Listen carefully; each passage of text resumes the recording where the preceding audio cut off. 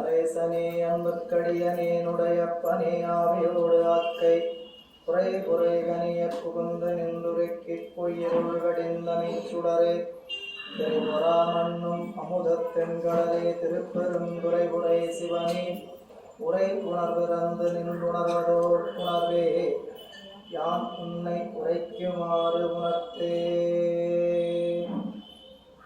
எல்லார் நிலமலை இல்லார் அருளிய கொல்லார் இணைமல நல்லார் துணைவரே.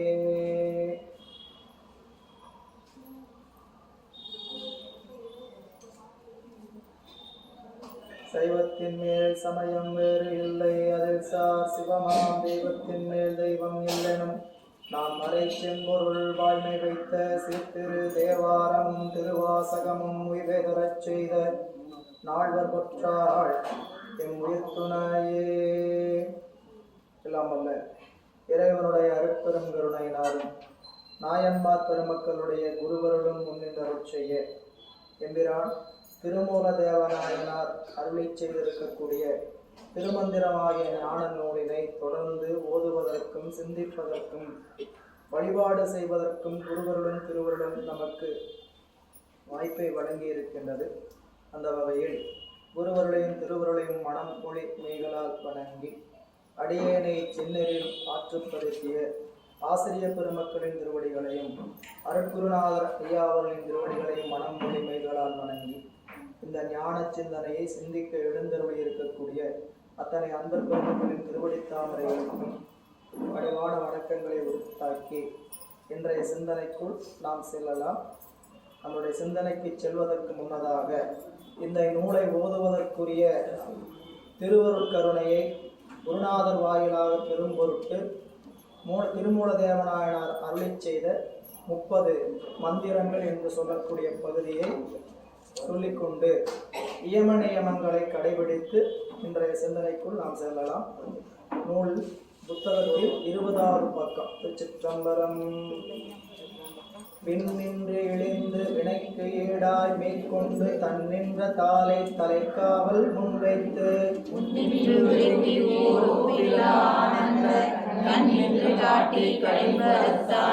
களிம்பறுத்தான் எங்கள் கண்முதல் நந்தி களிம்பறுத்தான் அருட்கண் விழிப்பித்து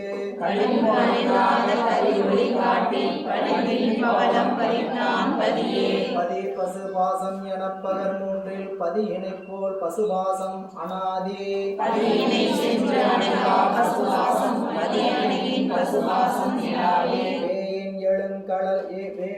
வேயின் எழும் கனல் போலே இம்மெய்யெனும் கோயிலிருந்து குடிகொண்ட கோணந்தே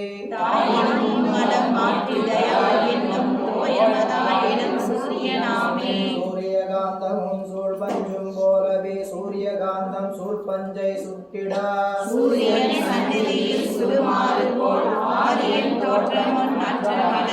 மலங்கள் ஐந்தாம் என மாற்றி அருளே தலங்கலைந்தான் நற்சதா சிவமான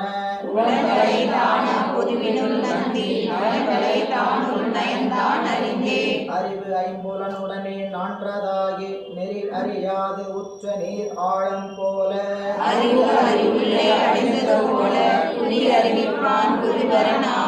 ஆமேவு பால் நீர் பெருக்கின்ற அன்னம் போல் தாமே தனிமண் மன்றில் தன்னம் தனி நித்தம்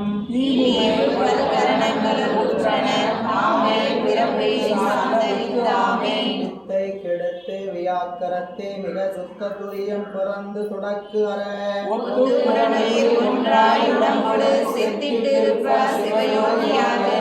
யோகமாவது சித்த சித்தென்று தவயோகத்துள் புக்கு தன்னொழிதானாய் அவயோகம் சாராது அவன் பதிபோக அவயோக நந்தி நமக்கு அளித்தானே அளித்தான் உலகெங்கும் தானான உன்னை அளித்தான் அமரறியா உலகம் அளித்தான் திருமன்றுள் ஆடும் திருத்தால் அளித்தான் பேரின்பத்து அருள்வெளிதானே வெளிபோய் விரவியவாறும் அழியில் அழிபோய் அடங்கியவாறும் ஒளியின் ஒளி போய் ஒளியவாறும் தெளியும் அவரே சிவசித்தராமே சிவலோகம் இங்கே தரிசித்தோர் சத்தமும் சத்த முடிவும் தம்முட்கொண்டோர் நித்த நிமல நிராமய நீர்வர முத்தம் முதல் ஆறும் படிமுத்தி ஏனியாய் ஒப்பிலா ஆனந்தத்துள் ஒளிபுக்கு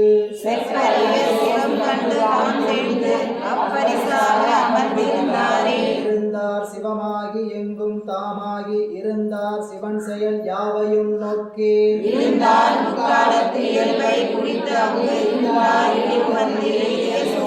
சோம்பர் இருப்பது சுத்த வெளியிலே சோம்பர் கிடப்பதும் சுத்த வெளியிலே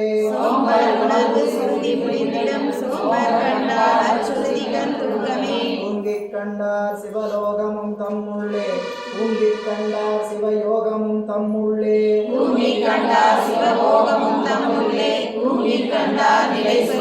எவ்வாறு காண்பான் அறிவு தனக்கு எல்லை அவ்வாறு அருட்செய்வன் ஆதி அறந்தானும்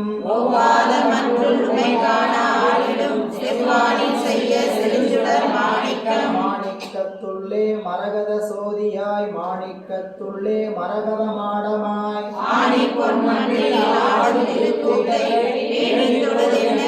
பெற்றார் உலகில் பெரியா பெருநெறி பெற்றார் உலகில் பிறவா பெரும் பயன்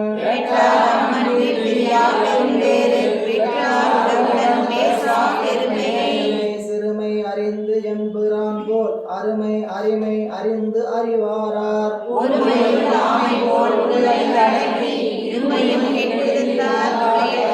திரையற்ற பாலினுள் நெய் கலந்தார் போல் திரையற்ற சிந்தை நல் ஆரியன் செப்பும்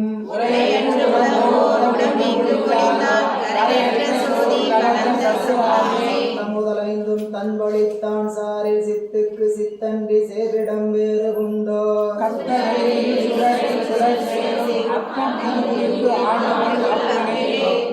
கூர்மை ஆதித்தன் வெம்மையால் உப்பெனப் பேர் பெற்று உருச் செய்த அவ்வுரு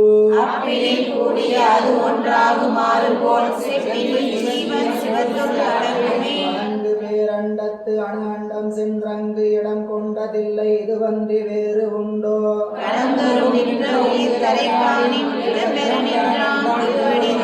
திருவடியே சிவமாவது தேரில் திருவடியே சிவலோகம் சிந்திக்கில்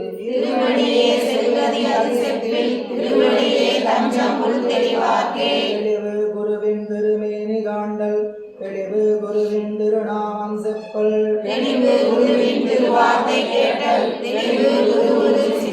தானே தன் புலனைந்தும் தன் வசம் ஆயிடும் தானே புலம் ஐந்தும் தன் வசம் போயிடும்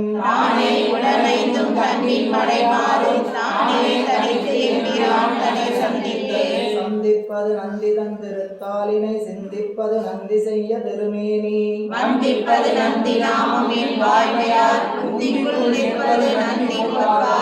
போதம் தரும் எங்கள் புண்ணிய நந்தியே போதம் தனில் வைத்து புண்ணியராயினார்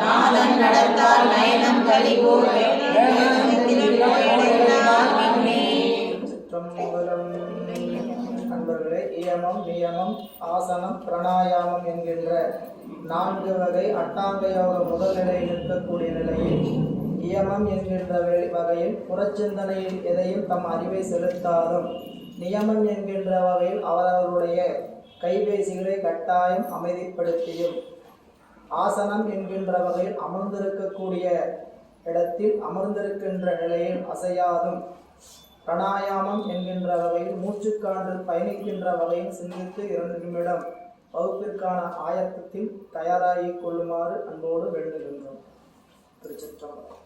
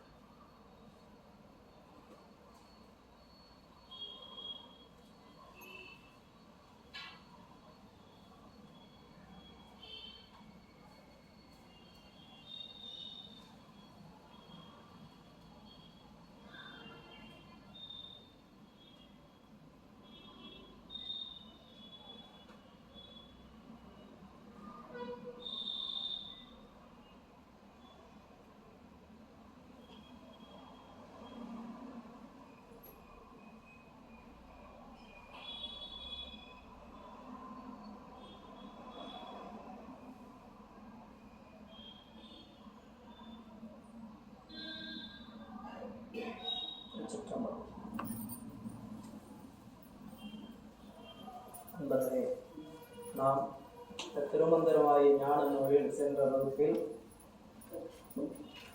66வது பாடல் வரை நிறைவு செய்திருந்தோம்.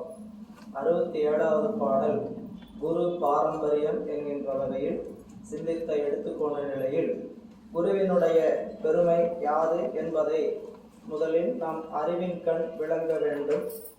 அந்த அறிவு விளங்கினால்தான் குருவின் வாயிலாக நாம் பெறுகின்ற அந்த ஞானமும் நம் அறிவைக்குள் சித்திக்கும். நம்முடைய சமய நெறியிலே குருவினுடைய தன்மை என்பது மிக உயர்ந்த இடம். குருவருள் இல்லைனா திருவருள் இல்லை. குருவே சிவமென கூறினன் நந்தி. எந்த ஞான நூலை எடுத்து நம்ம படித்தோம்னாலும் குருவருளை பற்றி பேசாத ஞான நூல்களே இருக்காது. சமய நெறி எதை எடுத்தீர்களானாலும், சைவ சமயம் மட்டுமல்ல, எந்த நெறிகளை நீங்கள் மேற்கொண்டீர்களானாலும் குருவருளை பெற்றுதான் நாம் நெறியில் நிற்க முடியும் என்பது சமயம் காட்டுகின்ற நெறிப்பாடு. அதனால் எல்லா சமயத்திலும் இப்போ நம்ம எல்லாரும் ஐயப்பன் கோயில் அமர்ந்திருக்கிறோம். மாலை போடுறாரு ஒருத்தர். இது என்ன பண்ணுறாங்க? குருசாமி அப்படின்னு ஒருவரை வைத்துத்தான் மாலை போடுறாங்க. இப்படி எந்த நெறி நீங்கள் எங்கே போய் எந்த நெறியில் நின்னீங்கனாலும், இந்த உலகியல் நெறியில் ஒரு கலையை கற்றுக்கொள்ளணும்னாலும் குருநாதர் இல்லாமல் கற்றுக்கொள்ளக்கூடாது. கற்றுக்கொள்ள முடியாமல் இல்லை, அந்த கலை சித்திக்காது. அவங்களுக்கு அந்த கலையின் வாயிலாக வருகின்ற அனுபவம் குறைவாக. எனவே குருவினுடைய பெருமை சொல்லாத குருவே கிடையாது. சரிங்களா? அதனால தான் உங்களுடைய திருமூல தேவநாயனார் தெளிவு குருவின் திருமேனி காண்கள், தெளிவு குருவின் திருநாமம் சொற்கள், தெளிவு குருவின் திருவார்த்தை கேட்டல், தெளிவு குரு குரு சிந்தித்ததானே. ஒரு தனிப்பாடல் ஒன்று இருக்கு. தந்தை தாய் ஆவானும் சார்கதி இங்கு ஆவானும் அந்தமிலா இன்பம் நமக்கு ஆகுவானும் எந்த முயிர் தானாகுவானும் சரணாகுவானும் அருக்கோணாகுவானும் குரு. நமக்கு குரு எப்படிலாம் வருவார் அப்படிங்கும்போது தந்தை தாயாக. அவர் குரு தந்தை தாயாக வரதில்லை, குருவே நமக்கு தந்தை தான், குருவே நமக்கு உடன் தோன்றிய பிறப்பு அப்படின்ட்டு பல வகையில் குருநாதருடைய பெருமையை காட்டுகின்றது நம் ஞான நூல்கள். அதில் முக்கியமாக நீங்கள் சாஸ்திர நூல் படிச்சிங்கன்னா, இப்போ நாங்கள் படிக்கிறது தோத்திரம் சாஸ்திரம் என்று சொல்லக்கூடிய ரெண்டும் சேர்ந்து இருக்கக்கூடிய நாம் நூலை படிக்கிறோம். ஆனால் தனிப்பட்ட முறையில் சாஸ்திர நூல் படித்தோம்னா 14 நூல் இருக்குது. 14 நூலையும் நமக்கு குருவினுடைய பெருமை சொல்லாத நூல்களே கிடையாது. திருவுந்தியார் எடுத்தீங்கன்னா, அகலமாய் யாரும் அறிவறிது அப்பொருள் சகலமாய் வந்ததென்று உந்தி பர தானாக தந்ததென்று உந்தி பர. இறைவன் எப்படி இருக்கிறார்? அகலமாய் யாரும் அறிவறிது அப்பொருள். அந்த பொருள் எங்கும் பறந்திருக்கிறது, யாரும் அறிவதற்கு அரிதாக இருக்கக்கூடிய பொருளாக இருக்கிறது. அப்படிப்பட்ட பொருள் சகலமாய் வந்ததென்று உந்தி பெற. நமக்காக எப்படி இருந்தா ரொம்ப இயல்பாக வந்தது. எதற்காக வந்தது? தானாக தந்ததென்று உந்தி பெற. நாம் வேண்டி வரல, நம்ம வேண்டி வரல. பிரான் மாணிக்கவாசக பெருமானுடைய வரலாற்றை திருவாதபூரர் புராணம் ஒரு புராணம் இருக்கு, திருவிளையாடல் புராணம் இருக்கு, திருப்பெருந்துறை புராணம் இருக்கு, மாணிக்கவாசக பெருமானுடைய வரலாற்றை சொல்கின்ற நூல். அதில் திருவாதபூர் புராணத்தில் எனக்கு குருநாதன் என்று வருவார் என்று ஏங்கிக் கொண்டே கிடந்தார் மாணிக்கவாசகர். அவருடைய நிலை அப்படி. அவருக்கு மாணிக்கவாசக பெருமானுக்கு இறைவனே அருட்குருநாதராக நேரடியாக வந்தார் அப்படின்னு படிக்கிறோம். மாணிக்கவாசக பெருமானுக்கு நம்மளை போன்ற ஒரு குருநாதராக வரல, மானிட சட்டை தாங்கி இருக்கக்கூடிய ஒரு குருநாதராக வரல. எப்படிப்பட்டவர் வந்தார்? இறைவனே குருநாதனாக வந்தார். அப்படி சொல்லும்போது தான் சாமி திருப்பெருந்துறையில் ஆட்கொண்ட போது அந்த திருப்பதிகம்லாம் பாடும்போது அங்கே சொல்லும்போது படிச்சிருப்போம். செந்தழல் குறைதரு நேனியும் காட்டி திருப்பெருந்துறை உரை கோயிலும் காட்டி அந்தனாகி வந்து ஆட்கொண்டாய் அப்படின்னு சொல்லி பெருமான் சொல்லுவார். இறைவன் அப்படியே செந்தழல் செம்மையான நெருப்பு கோலத்தில் வந்து ஆட்கொண்டார் என்று காட்டுகின்றார். யாருக்கெல்லாம் அப்படி வருவார் அப்படின்னா நமக்கெல்லாம் இல்லை, நம்மளுடைய தகுதிக்கெல்லாம் இறைவன் அப்படி வரமாட்டார். அப்படி வந்தாலும் நம்மளால அவரால் என்ன பண்ண முடியாது, பற்ற முடியாது. நம்ம அறிவு பற்றாது. சரிங்களா? இப்போ 1வது படிக்கிற குழந்தைக்கு மெத்த படித்த ஆசிரியர் வந்து ஒருத்தர் பாடம் எடுக்கிறேன்னு எடுத்தாருன்னா அந்த குழந்தையால பற்ற முடியுமா? அந்த 1ஆம் வகுப்பு குழந்தைக்கு அந்த குழந்தைக்கு அறிவில் பற்றுவது மாதிரி பாடம் நடத்தினா தான் அது பற்றும். எனக்கு கல்லூரியினுடைய முதல்வர் நானே உனக்கு பாடம் நடத்தலாம், அந்த குழந்தை பற்றாது. இல்லை அவர் நடத்துறது எப்படி நடத்தணும், அந்த குழந்தைக்கு தக்கவாறு நடத்தணுங்க. சரிங்களா? முதல் அவர் வருவாரா, இந்த குழந்தை 1ஆம் வகுப்பு குழந்தைக்கு நான் பாடம் எடுக்கிறேன்னு அவர் வருவாரா? ஏன் அந்த குழந்தைக்கு அந்த தகுதியில் நான் வரமாட்டேன். புரியுதுங்களா? அதுபோல இறைவன் நம்மனோருக்கெல்லாம் நேரடியாக வந்து ஆட்கொள்வது கிடையாது. எப்படி வருவார்? நம்மை போல் ஒருவரை உருவம் தாங்கிதான் வருவார். மானை பிடிக்க மானை பிடிக்க மான் கொண்டு பிடிப்பது போல, மானை காட்டி மானை பிடிப்பது போல பார்வையன மாக்களை முன் பற்றி பிடித்தற்காம் போர்வையன காணார் புவி. பார்வை விளங்கா வருவார். நாம இறைவன் நம்மை ஆட்கொள்வதற்கு அவருடைய அருளை நம்மை போன்ற ஒருவரிடம் யாருக்கு சுத்த அறிவு இருக்கிறதோ, எப்படிப்பட்ட அறிவு, எல்லாரும் இடத்துலையும் எல்லாருடைய அறிவிலையும் இந்த இடம் கொள்ள வருதில்லை, யாருடைய அறிவு தூய்மையான அறிவாக இருக்கிறதோ அவருடைய அறிவை இடமாக கொண்டுதான் இறைவன் வந்து நமக்கு அருள் செய்வார். அந்த உருவத்துக்கு பேரு அருட்திருமேனி. அது நம்மை போன்ற உருத்திருமேனி அல்ல, நம்மை போன்ற உருத்திருமேனி. அந்த உருவம் என்ன உருவம்? அருள் உருவம். சரிங்களா? அப்படித்தான் பார்க்கணும் என்பதுதான் ஞான நூல் நமக்கு காட்டுகின்ற நெறி. நீங்கள் ஒரு திருவுந்தியார் எடுத்து சிவஞான போதம் எடுத்தீங்க, சிவஞான போதம் 8ஆம் நூற்பாம் முழுக்க என்னன்னு கேட்டால் குருநாதனினுடைய பெருமையை சொல்வது. நான் எவ்வளவு நாளாக உலகமாகிய இந்த 5 புலன்கள் வழியாக வரக்கூடிய வேட்கையில் சிக்கியிருந்தேன். நான் மனித பிறப்பெடுத்து இந்த உலகத்தில் 5 புலன்கள் வழியாக வருகின்ற வேட்கையில் சிக்கி இருந்தேன். அப்படி சிக்கியிருந்த வேட கூட்டத்தில் சிக்கியிருந்த என்ன, சரிங்களா, நீ ராஜகுமாரன் அரசகுமாரன் என்று தன் வழி தவறி போய அரசன் தன் குழந்தையை மீட்பது போல குருநாதன் வந்து தன்னுடைய மாணாக்கனை என்ன செய்யறாங்க, அருட்பார்வை பார்த்து இதெல்லாம் உனக்கு புறச்சம்பந்தம், இந்த சம்பந்தம் எல்லாம் உனக்கு பகை, இதையெல்லாம் நீ விடு அப்படின்னு அறிவுறுத்தி அதிலிருந்து அவனை நீக்கி என்ன பண்றாரு, தன்னை போலவே ஆக்குகிறார் என்பதை 8ஆம் நூற்பாம் சிவஞான போதம். ஐம்புல வேடரின் அயந்தானை வளர்ந்தன தம் முதல் குருவுமாய் தவத்தினில் உணர்த்த விட்டு அந்நியமின்மையின் அரண்களில் செல்லுமே. படிச்சிருக்கிறீங்க, சில பேர் படிச்சிருப்போம், சிவஞான போதம் படிக்கும்போது படிச்சிருப்போம். எப்படி வருகிறார் குருநாதர்? நம்மை போல ஒருவராக வருவார். எப்போ வருவார்? தவத்தினில் உணர்த்த. எப்படி வருவார்? தவத்தினில் உணர்த்த. முதல் அந்த 8ஆம் நூற்பாவில் நூற்பா இப்படி இருந்தால் எப்படி இருக்கு நூற்பா? ஐம்புல வேடரின் ஐந்தனை வளர்ந்தன தம் முதல் குருவுமாய் தவத்தினில் உணர்த்த விட்டு அந்நியமின்மையின் அரண்களல் செலுமே. நூற்பா அப்படி இருந்தாலும் எப்படி சொல்றாரு, பொருள் செய்யும்போது எப்படி செய்யறாங்க? முதல்ல தவத்தினில் முதல் அதிகாரம் எடுத்துக்கிறாரு. தவம் செய்யத்தான் வருவார் இறைவன் குருநாதனாக. தவம் செய்ய எப்படிச்சா தவம் செய்யணுங்கிறது தான் முதல் அதிகாரம். தவம் செஞ்சா யார் குருநாதராக வருவாங்க? இதுவரைக்கும் நமக்குள்ள இருந்து உணர்த்தி வந்த சிவமே நமக்கு முன்னாக உருவம் தாங்கி குருநாதனாக வருவான். இந்த 2ஆம் அதிகாரம். தவத்தில் உணர்த்துவார், பிறகு எப்படி உணர்த்துவார்?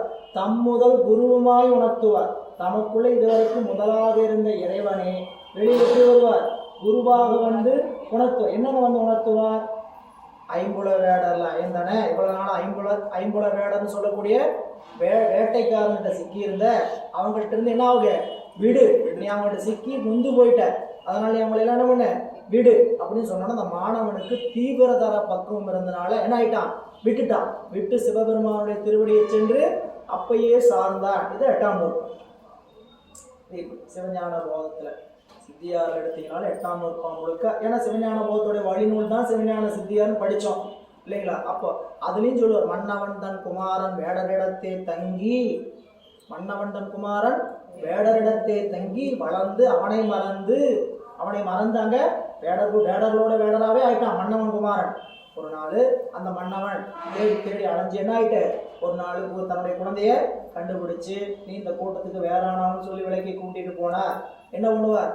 தன்னை போல் ஆக்கி தனது மலரடிக்கு வைப்பண்பார். குருநாதர் என்ன பண்ணுவார்? தன்னை போலாக்கி தனது மலரடிக்கு வைப்பன். இது 8ஆம் வகுப்பார் சிவஞான சித்தியார். அப்படியே வந்தீங்கன்னா 2020 அதே தான். குருநாதர்கிட்ட கேள்வி பதிலாக கேட்குவதாக அமைந்திருப்பது 20 உண்மை விளக்கம். குருநாதர்கிட்ட கேள்வி கேட்பதாக பதிலாக அமைந்திருப்பது உண்மை விளக்கம். சிவபிரகாசத்திலையும் குருநாதர் எப்படி வருவார் அப்படின்னு கேட்டார். தீவகத்தால் மூவகை ஆறுயிர் வக்கம் மலத்தார் கண்ம மூலத்தால் 3 முனையார் என்றே தீவகமாயன உருவாய் வந்த நாதன் திருநோக்கால் பரிசத்தால் திகழும் மாக்கால் பாவனையால் மிகு நூலால் யோகப் பண்பால் பரவி வரும் ஔத்திரியால் வாசனாசமேவும் அருளுவமும் ஔத்திரி 2 தினம் வேன் தெரியவிட்டு ஞானம் என விளம்புமாறே. என்னங்க எவ்வளோ ஒப்பிச்சிங்கன்னு கேட்குறீங்களா? ஒன்றும் இல்லை. குருநாதர் நம்மளை போல உத்தரவாக வருவார். அந்த குருநாதர் இடத்துல இறைவன் தங்கி இருப்பார். வந்து நம்மளை பார்ப்பார், நமக்கு காதல் உபதேசம் சொல்லுவார், நம்மளை தொடுவார், மனசில் நினைப்பார், அப்புறம் வேள்வி பண்ணுவார். இப்படிலாம் செஞ்சு குருநாதன் மாணாக்கனை தன் வசம் ஆக்குவார். இதான் பாடல். இல்லை, எல்லா நூல்களும் குரு பரம்பரை சொல்லுகின்ற வகையில் இருக்கக்கூடியதான் ஞான நூல்கள். எனவே குருவருளை எம்பிரான் திருமூல தேவநாயனாருடைய அருள் வரலாற்றை அவருடைய நூலை சிந்திக்கக்கூடிய நம்மளுடைய அறிவுக்குள்ள அவரே நமக்கு குருநாதராக அறிவுக்குள்ளிருந்து உணர்த்த வேண்டும் என்கின்ற பகுதி இந்த பகுதி குரு பாரம்பரியம். இந்த பகுதியில் எம்பிரான் திருமூல தேவநாயனார் தனக்கு யாரெல்லாம் குருநாதராக அமைந்தார்கள் அப்படின்னு சொல்லி தொடங்குகிறார். அந்த பாடல் பாருங்க. 67வது பாடல். திருச்சிற்றம்பலம். நந்தி அருள் பெற்ற நாதரை நாடிடின் நந்திகள் நால்வர் சிவயோக மாமுனி மன்று தொழுத பதஞ்சலி வியாக்கிரமர் என்று இவர் என்னுடன் என்மருமாமே. இப்போ நந்தியம்பெருமானுடைய அருளை பெற்றவர்கள் யார் என்று கேட்டார். நந்தியம்பெருமானுடைய அருள் பெற்ற ஆசிரியர்கள் யார் என்று கேட்டால் 8 பேருங்க. அந்த 8 பேர் யாருன்னா என்னோட சேர்ந்து 7 பேரை சொல்றார் பாடல்ல. நந்தி அருள் பெற்ற நாதரை நாடி அப்படின்னா நந்தியிடம் உபதேசம் பெற்றவர்கள். நந்தியம்பெருமான் யாருங்க?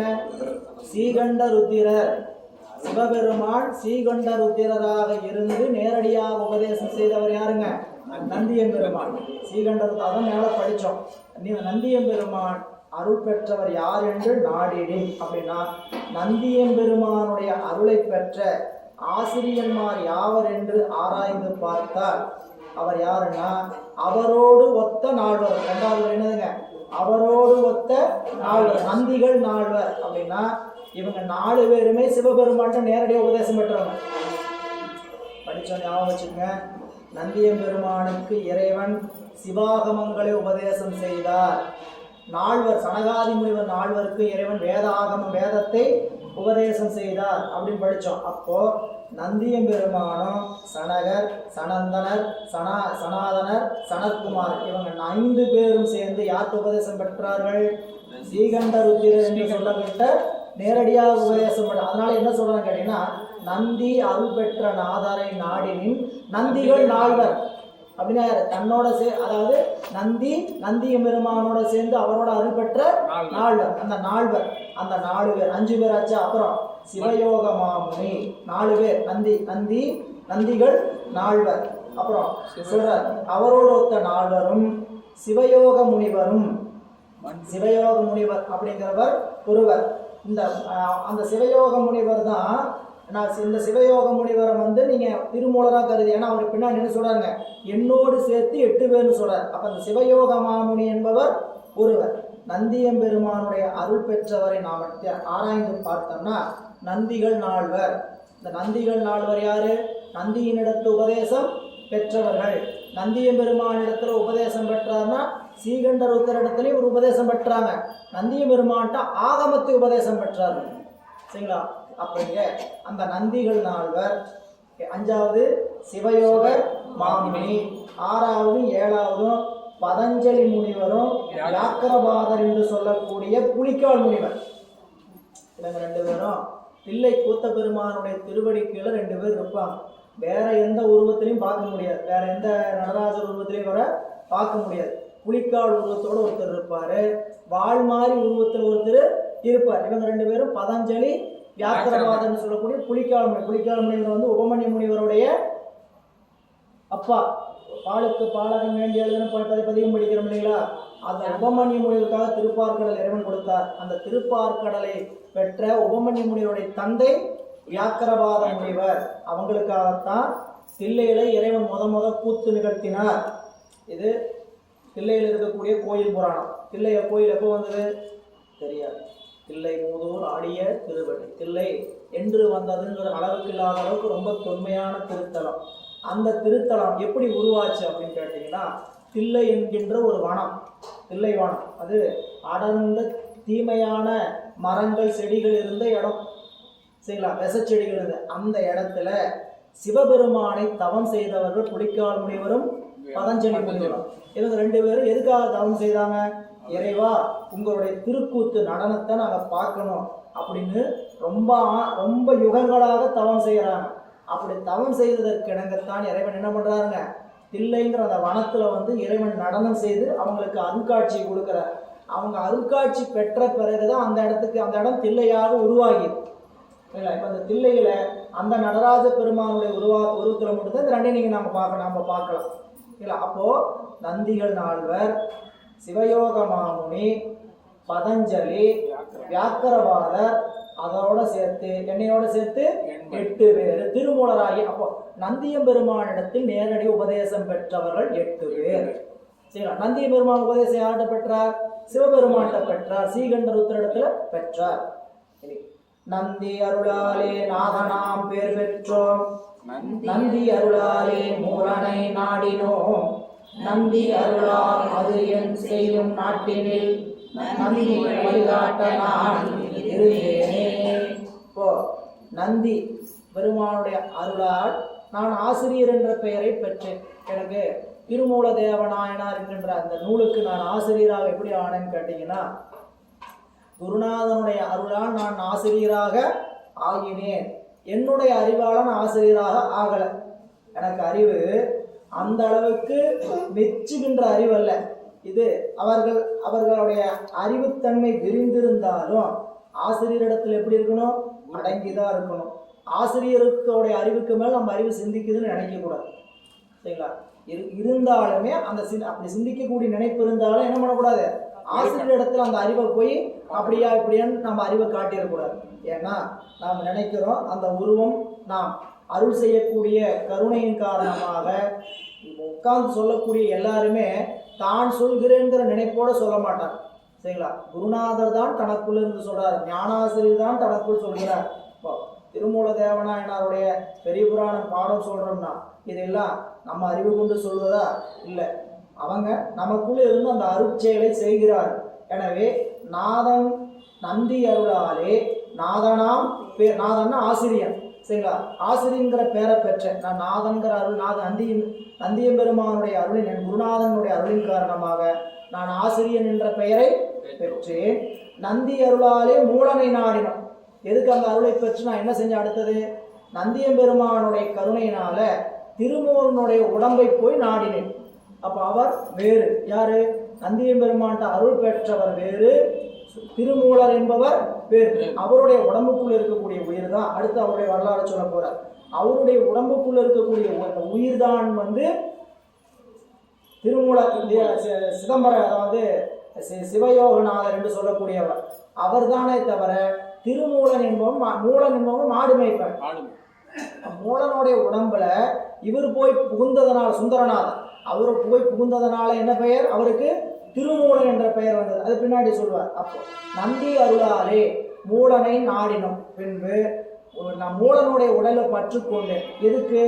நந்தி அருள் அல்லாது இந்த உலகத்தில் எதுவும் கிடையாது. இறைவன் நந்தியம் பெருமான் இந்த உலகத்துல நமக்கு அருள் செய்யக்கூடிய நிலையில அவனுடைய பொருள், இறைவனுடைய அருள் பெறாத ஒரு பொருள் என்ன செய்யும்? இறைவனுடைய திருவருளை பெறாமல் நாம் இந்த உலகத்துல எதுவும் செய்ய முடியாது. அதனால என்ன சொன்னார்? நந்தி வழிகாட்ட நான் இருந்தேனே. அதாவது அவரது அருள் வழியின் காரணமாக இந்த உலகிற்கு நந்தியம் பெருமான் எதையோ உணர்த்த கருதினாரு.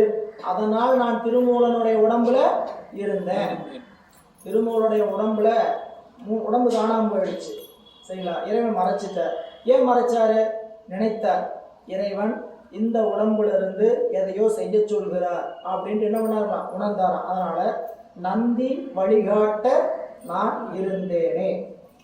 மந்திரம் பெற்ற வழிமுறை மாலாங்கன் இந்திரன் சோமன் பிரம்மன் உருத்திரன் கந்துரு காலாங்கி கஞ்சன் மலையனோடு இந்த இருவரும் என்பதையாமே. என்பதிலே திருமூலருடைய மாணாக்கர்கள் யார்? முதல்ல தன்னுடைய ஆசிரியர் யார், தான் யாருக்கு மாணாக்கர்னு வழிகாட்டினார். ஏன்னா குரு பாரம்பரியம் சொல்லிட்டு வர, தனக்கு ஆசிரியர் யார், தன்னிடத்தில் உபதேசம் பெற்ற மாணாக்கர்கள் யார், நான் யாருக்கு ஆசிரியர், இவருக்கு ஆசிரியர் நந்திய பெருமான், என்னோட சேர்ந்து 8 பேர் இருந்தாங்க திருக்கைலாயத்தில். அதுல நான் இந்த பூமிக்கு வந்த பிறகு என்னுடைய அருளை பெற்று, அதாவது என்னுடைய குரு அருளை பெற்று என் வழியில நின்ற மாணாக்கர்கள் யாரான்னு பேர் படிக்கிறார். அவங்க யாராருன்னா மந்திரம் பெற்ற வழிமுறை, அதாவது நந்தியம்பெருமானுடைய அருளால் நான் ஆசிரியர் என பெயர் பெற்று அந்த மந்திரத்தின் வாயிலாக எனது நூலாகிய இந்த திருமந்திரத்தை பெற்று வழி வழியாக உணர்த்த இருப்பவர் யார்? இந்த திருமந்திரத்தில் இருக்கக்கூடிய உபதேசத்தை பெற்று என்னிடத்திலிருந்து பெற்று அதை வழி வழியாக உணர்த்து இருக்கிறவர்கள் யாருன்னு கேட்டா மாலாங்கன் இந்திரன் சோமன் பிரம்மன் உருத்திரன். இதுல இந்திரன் பிரம்மன் சோமன் உருத்திரன் 4 பேரையும் நீங்க தெய்வங்கள் என்று கருதி விடக்கூடாது. நல்லா கவனிங்க. இந்திரன் பிரம்மன் சோமன் ருத்திரன் இந்த 4 பேர் யாரல்ல? தெய்வம். அதாவது இந்திரன் கிழக்கு திசைக்குரிய தெய்வம், சோமன் என்று சொல்லக்கூடிய சந்திரன், உருத்திரன் அழிக்கக்கூடிய கடவுள், பிரம்மன் படைக்கக்கூடிய, அந்த இடத்துக்கு போயிட வேண்டாம். அந்த பெயரை உடைய என்னுடைய வழி மக்கள் மாணாக்கர், சரிங்களா? அந்த பெயரை உடையவர்களை தவிர இவங்க அவங்க தெய்வங்கள் அல்ல. அடுத்தது 5 6 காலாக்னி, அவர் பேரு காலாக்னி, கஞ்சன் மலையனோடு இந்த 7வரும் என்படியாமே. அப்ப யாராரு?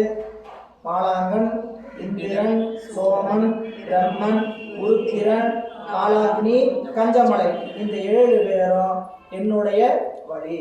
இந்த 7 பேரும் வழியில வந்தவங்க யார் யார், எந்த வழியில சந்தான பரம்பரை விரிந்திருக்குதுன்னு தெரியல. ஆனால் மூலன் மரபில் வரும் மௌன குருவேன்ட்டு தாயுமானவருடைய குருநாதரை அவர் பாடுறார். தாயுமானவர் தன்னுடைய பாடல்ல தன்னுடைய குருநாதர், திருச்சிராப்பள்ளி போனீங்கன்னா மௌன குரு சந்நிதின்னு ஒரு சந்நிதி இருக்கும். நீ மேலே மலைக்கு போறதுக்கு முன்னாடியே பாதி வழியிலேயே மௌன குரு சன்னதின்னு இருக்கும். அது தாயுமானவருடைய குருநாதர். அவர் திருப்பதி அந்த பாடல்ல மூலன் மரபில் வரும் மௌன குருவே அப்படிம்பார். அப்ப திருமூலனுடைய வழியில வந்த, ஏன்னு கேட்டீங்கன்னா திருமூலருடைய காலம் நம்மளுக்கு கணக்கிலே எட்டாத காலம், 5000 ஆண்டுகளுக்கு பின்னாடி இருக்கு, சரிங்களா? அப்படி பின்னாடி இருந்தவங்களுடைய குருமரபு எங்க தொடருதுன்னு தெரியல. ஏன்னா நமக்கு குருமரபு எந்த மரபு நம்மளுக்கு தொடர்ந்து வருதுன்னு கேட்டீங்கன்னா திருக்கைலாய பரம்பரை நந்தியம்பெருமானுடைய சந்தானம் சைலாதி மரபு. அந்த மரபுக்கு பேரு சைலாதி மரபு என்று சொல்லக்கூடிய திருக்கைலாய பரம்பரை. அந்த திருக்கைலாய பரம்பரையில வந்தவங்க நிறைய பேர் இருக்கிறாங்க. திருவாவடுதுறை ஆதீனம், தர்ம ஆதீனம், வேளாக்குறிச்சி ஆதீனம் என்று சொல்ல பல வகையான பல ஆதீனம் தமிழகத்தில் உண்டு. இந்த ஆதீனங்கள்லாம் சனத்குமார மரபில் தோன்றியவர்கள். அகச்சந்தான மரபு 4 பேர் என்ன படித்தோம்? சனகர், சனந்தனர், சனாதனர், சனத்குமார். அந்த சனத்குமாரர் தான் என்ன பண்ணாருங்க, கீழே நம்மளுக்கு சனத்குமாரர் தான் வந்து கீழே கீழே உபதேசம் பண்ணார் நந்திய பெருமாள். இல்லை, சனத்குமாரர் தான் கீழே இது வரும்போது தன்னுடைய மெய்கண்டார் உபதேசம் செய்தார். தன்னுடைய குருநாதருடைய பெயரை வச்சாருன்னு படிக்கிறோம். அப்போ இங்க வழி மரபாக இருப்பது மெய்கண்ட சந்தான மரபு என்று சொல்லக்கூடிய இந்த சந்தான மரபு இந்த உலகத்துல, அது மேல இருந்து வந்தது சனத்குமாரர் வழியில வந்தது என்பது நாம படிக்கிறோம், சரிங்களா? அப்போ இந்த சனத்குமாரர் மரபாக வரக்கூடிய மரபாக திருக்கைலாய பரம்பரைன்னு பல இருக்குது. திருமூலருடைய மரபுல வந்த திரும்ப பரம்பரை எப்படி இருக்குதுன்னு நம்மளுக்கு ஆதாரம் இல்லை, சரிங்களா? அதுல ஒரே ஒரு நமக்கு வாய்ப்பு என்னன்னு கேட்டா, திருமூலன் மரபில் வந்த தாய்மானவருடைய குருநாதர் மௌன குருவே அப்படின்னு ஒரு குறிப்பை தருகிறார். அப்ப இந்த பரம்பரை எங்கேயோ இருந்து விரிந்திருக்கிறது, அதுக்கு என்ன ஆயிடுது, காலப்போக்கில் மறைந்திருக்கிறது. அப்படி என்னோடு 7 பேர் என்று காட்டுகிறார். 4 திசை கொன்று நாதர்கள் நாள் வரும் நானாவித பொருள் கை கொண்டு நாள் வரும் நான் பெற்றது எல்லாம் பெருகையென நாள் வரும் தேவராய் நாதரானார்களே. இந்த பாடல்ல நந்தியம்பெருமானுடைய அருளை பெற்ற 4 பேர் என்ன செஞ்சாங்க? அதாவது நாள் வரும் 4 திசைக்கொன்று நாதர்கள், அதாவது நந்தியம்பெருமானுடைய மாணாக்காராய் 8 பேர்ல நந்திகள் எனப்பட்ட 4 வரும் எல்லா உலகத்துக்கும் பொருந்திய ஆசிரியர்கள். அவங்க 4 பேர் எப்படிப்பட்ட ஆசிரியர்கள்? எல்லா உலகத்திற்கும் பொருந்திய ஆசிரியர்கள். அப்படி 4 வரும் 4 திசைக்கொன்று நாதர்கள். அப்படின்னா அவங்க 8 திசை என்று சொல்லக்கூடிய எல்லா உலகத்திற்கும் அவர்கள் ஆசிரியராக அமைந்து விட்டார்கள். அது போக நால்வரும் நானாவித பொருள்கள் கை கொண்டு அதுக்கப்புறம் அந்த 4 வரும் என்ன உணர்த்தினாங்க இந்த உலகத்துக்கு கேட்டீங்கன்னா, அறம் முதலிய 4 யாருங்க? சனகர், சனந்தனர், சனாதனர், சனக்குமாரர் என்று சொல்லக்கூடிய 4 வரும் அறம் முதலிய 4 பொருளை இந்த உலகிற்கு எல்லா உலகிற்கும் ஆசிரியராக இருந்து உணர்த்தினாங்க. அதனாலதான் அருந்தவருக்கு ஆளின் கீழ் அறமுதலா 4 இருந்தவருக்கு அருள்முதை எனக்கரிய ஏம்பேடின் மணிவாசக பெருமான் பதிவு செய்திருக்கிறார். அப்போ நந்தியம்பெருமானிடத்தில் அருள் பெற்ற 4 நந்திகளோட சேர்ந்த 4 சனகர், சனந்தனர், சனாதனர், சனக்குமார் 4 பேரும் இந்த உலகத்துக்கு எல்லாத்துக்கும் ஆசிரியராக இருந்து என்னத்தை உணர்த்தினார்கள்? அறம் முதலிய 4 வேதங்களை உணர்த்தினார். தமிழில் வேதம் இருந்தது என்பது ஆராய்ச்சி, சரிங்களா? அது அந்த அப்படி இருந்த நூலாம் நமக்கு கிடைக்காம போயிருக்கு அப்படின்ட்டு. அப்போ அறம் முதலிய 4 இந்த 4 பேர் சொன்னாங்க. நாள் வரும் நானாவித பொருள் கை கொண்டு, அதாவது இந்த விரிந்த 4 வகை பொருளை பற்பகை வகையாக விரித்து உறுதிப்பொருள் அனைத்தையும் உணர்ந்து நாள் வரும் நான் பெற்றதெல்லாம் பெறுவேன். அந்த 4 பேர் என்ன செஞ்சாங்களா? நான் பெற்ற இந்த அனுபவத்தை எல்லோரும் பெற வேண்டும் என்ற பேரொருள் கொண்டவர்களாக 4 வரும் தேவராய் நாதரானார்களே. அந்த 4 பேரும் சிவகணத்துள்ளே ஆசிரியரானார்கள். இந்த 4 பேரும் சிவகணத்தில் இருக்கக்கூடிய ஆசிரியர்கள். அந்த 4 பேர்ல அடுத்த பாடல் சொல்ற குரு பாரம்பரியம். மொழிந்தது மூவர்க்கும் 4 ஈசன் ஒளிந்த பெருமை இறப்பும் பிறப்பும் செழுஞ்சுடனொளி ஆகிய கழிந்த பெருமையில் காட்டுகிறானே. அதாவது இறைவன் தன்னுடைய ஒளிந்த பெருமையாகி இறப்பும் பிறப்பும் என்ன பண்ண மாட்டான்? காட்ட மாட்டான். அவனுடைய பிறப்பு இல்லாத பெருமையை உடைய முக்கட்கடவுள் தனது எல்லை இல்லாத பெருமை பிறருக்கு காட்ட மாட்டான். ஆயினும் அதனை அவன் ஆசாத் மூர்த்தி வாயிலாக காட்டியது மேற்குறித்த 4 சிவயோக மாமுனி, பதஞ்சலி, வியாக்கிரபாரதர் ஆகிய 3 அப்படி. இந்த பாடல் என்ன சொல்றான்னு கேட்டீங்கன்னா, இறைவனை அவருடைய பிறப்பில்லாத சொரூப நிலையாக இருக்கக்கூடிய அந்த நிலையை யாருக்கும் காட்ட மாட்டான். அப்படி காட்ட மாட்டான். ஆயினும் நமக்கெல்லாம் வந்து உபதேசம் செய்து இவங்க புரிந்து கொண்டு சொல்லணுமேங்கிறதுக்காக இறைவன் யாருக்கு மட்டும் காட்டினாராம்?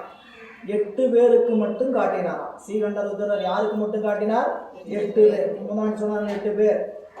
நந்திகள் 4, சிவயோக மாமுனி, பதஞ்சலி முனிவர், வியாக்கிரபாத முனிவர், திருமூல தேவனார். இந்த 8 பேர்த்துக்கும் சிவம் தன்னுடைய சொரூப வடிவத்தை காட்டியது. ஏன் காட்டியது? காட்டினா தானே அதை உணர்ந்து கொண்டு வந்து நம்மளுக்கு இப்படிலாம் அவனுடைய அனுபவம் இருக்குன்னு நம்மளுக்கு காட்ட முடியும், சொல்ல முடியும். அதனால இந்த பாடல்ல சொல்றது என்னன்னு கேட்டீங்கன்னா, இறைவன் மொழிந்தது 3 4 7 பேரை தான் சொல்லியிருக்கிறார். 7 பேரை சொன்னாலும் 8வதாக இருக்கக்கூடிய தன்னையும் அதில் கொள்ள வேண்டும் என்பது குறிப்பெச்சம் சொல்றார். மொழிந்தது 3 4 ஈசன் ஒளிந்த பெருமை பிறப்பு இறப்பும் பிறப்பும் அவருடைய பிறப்பில்லாதன்னை அந்த நிலையை செழுஞ்சுடர் 3 ஆகிய தேவன் ஒளி பெருந்திய பெருமான் கழிந்த பெருமையை காட்டுகின்றானே.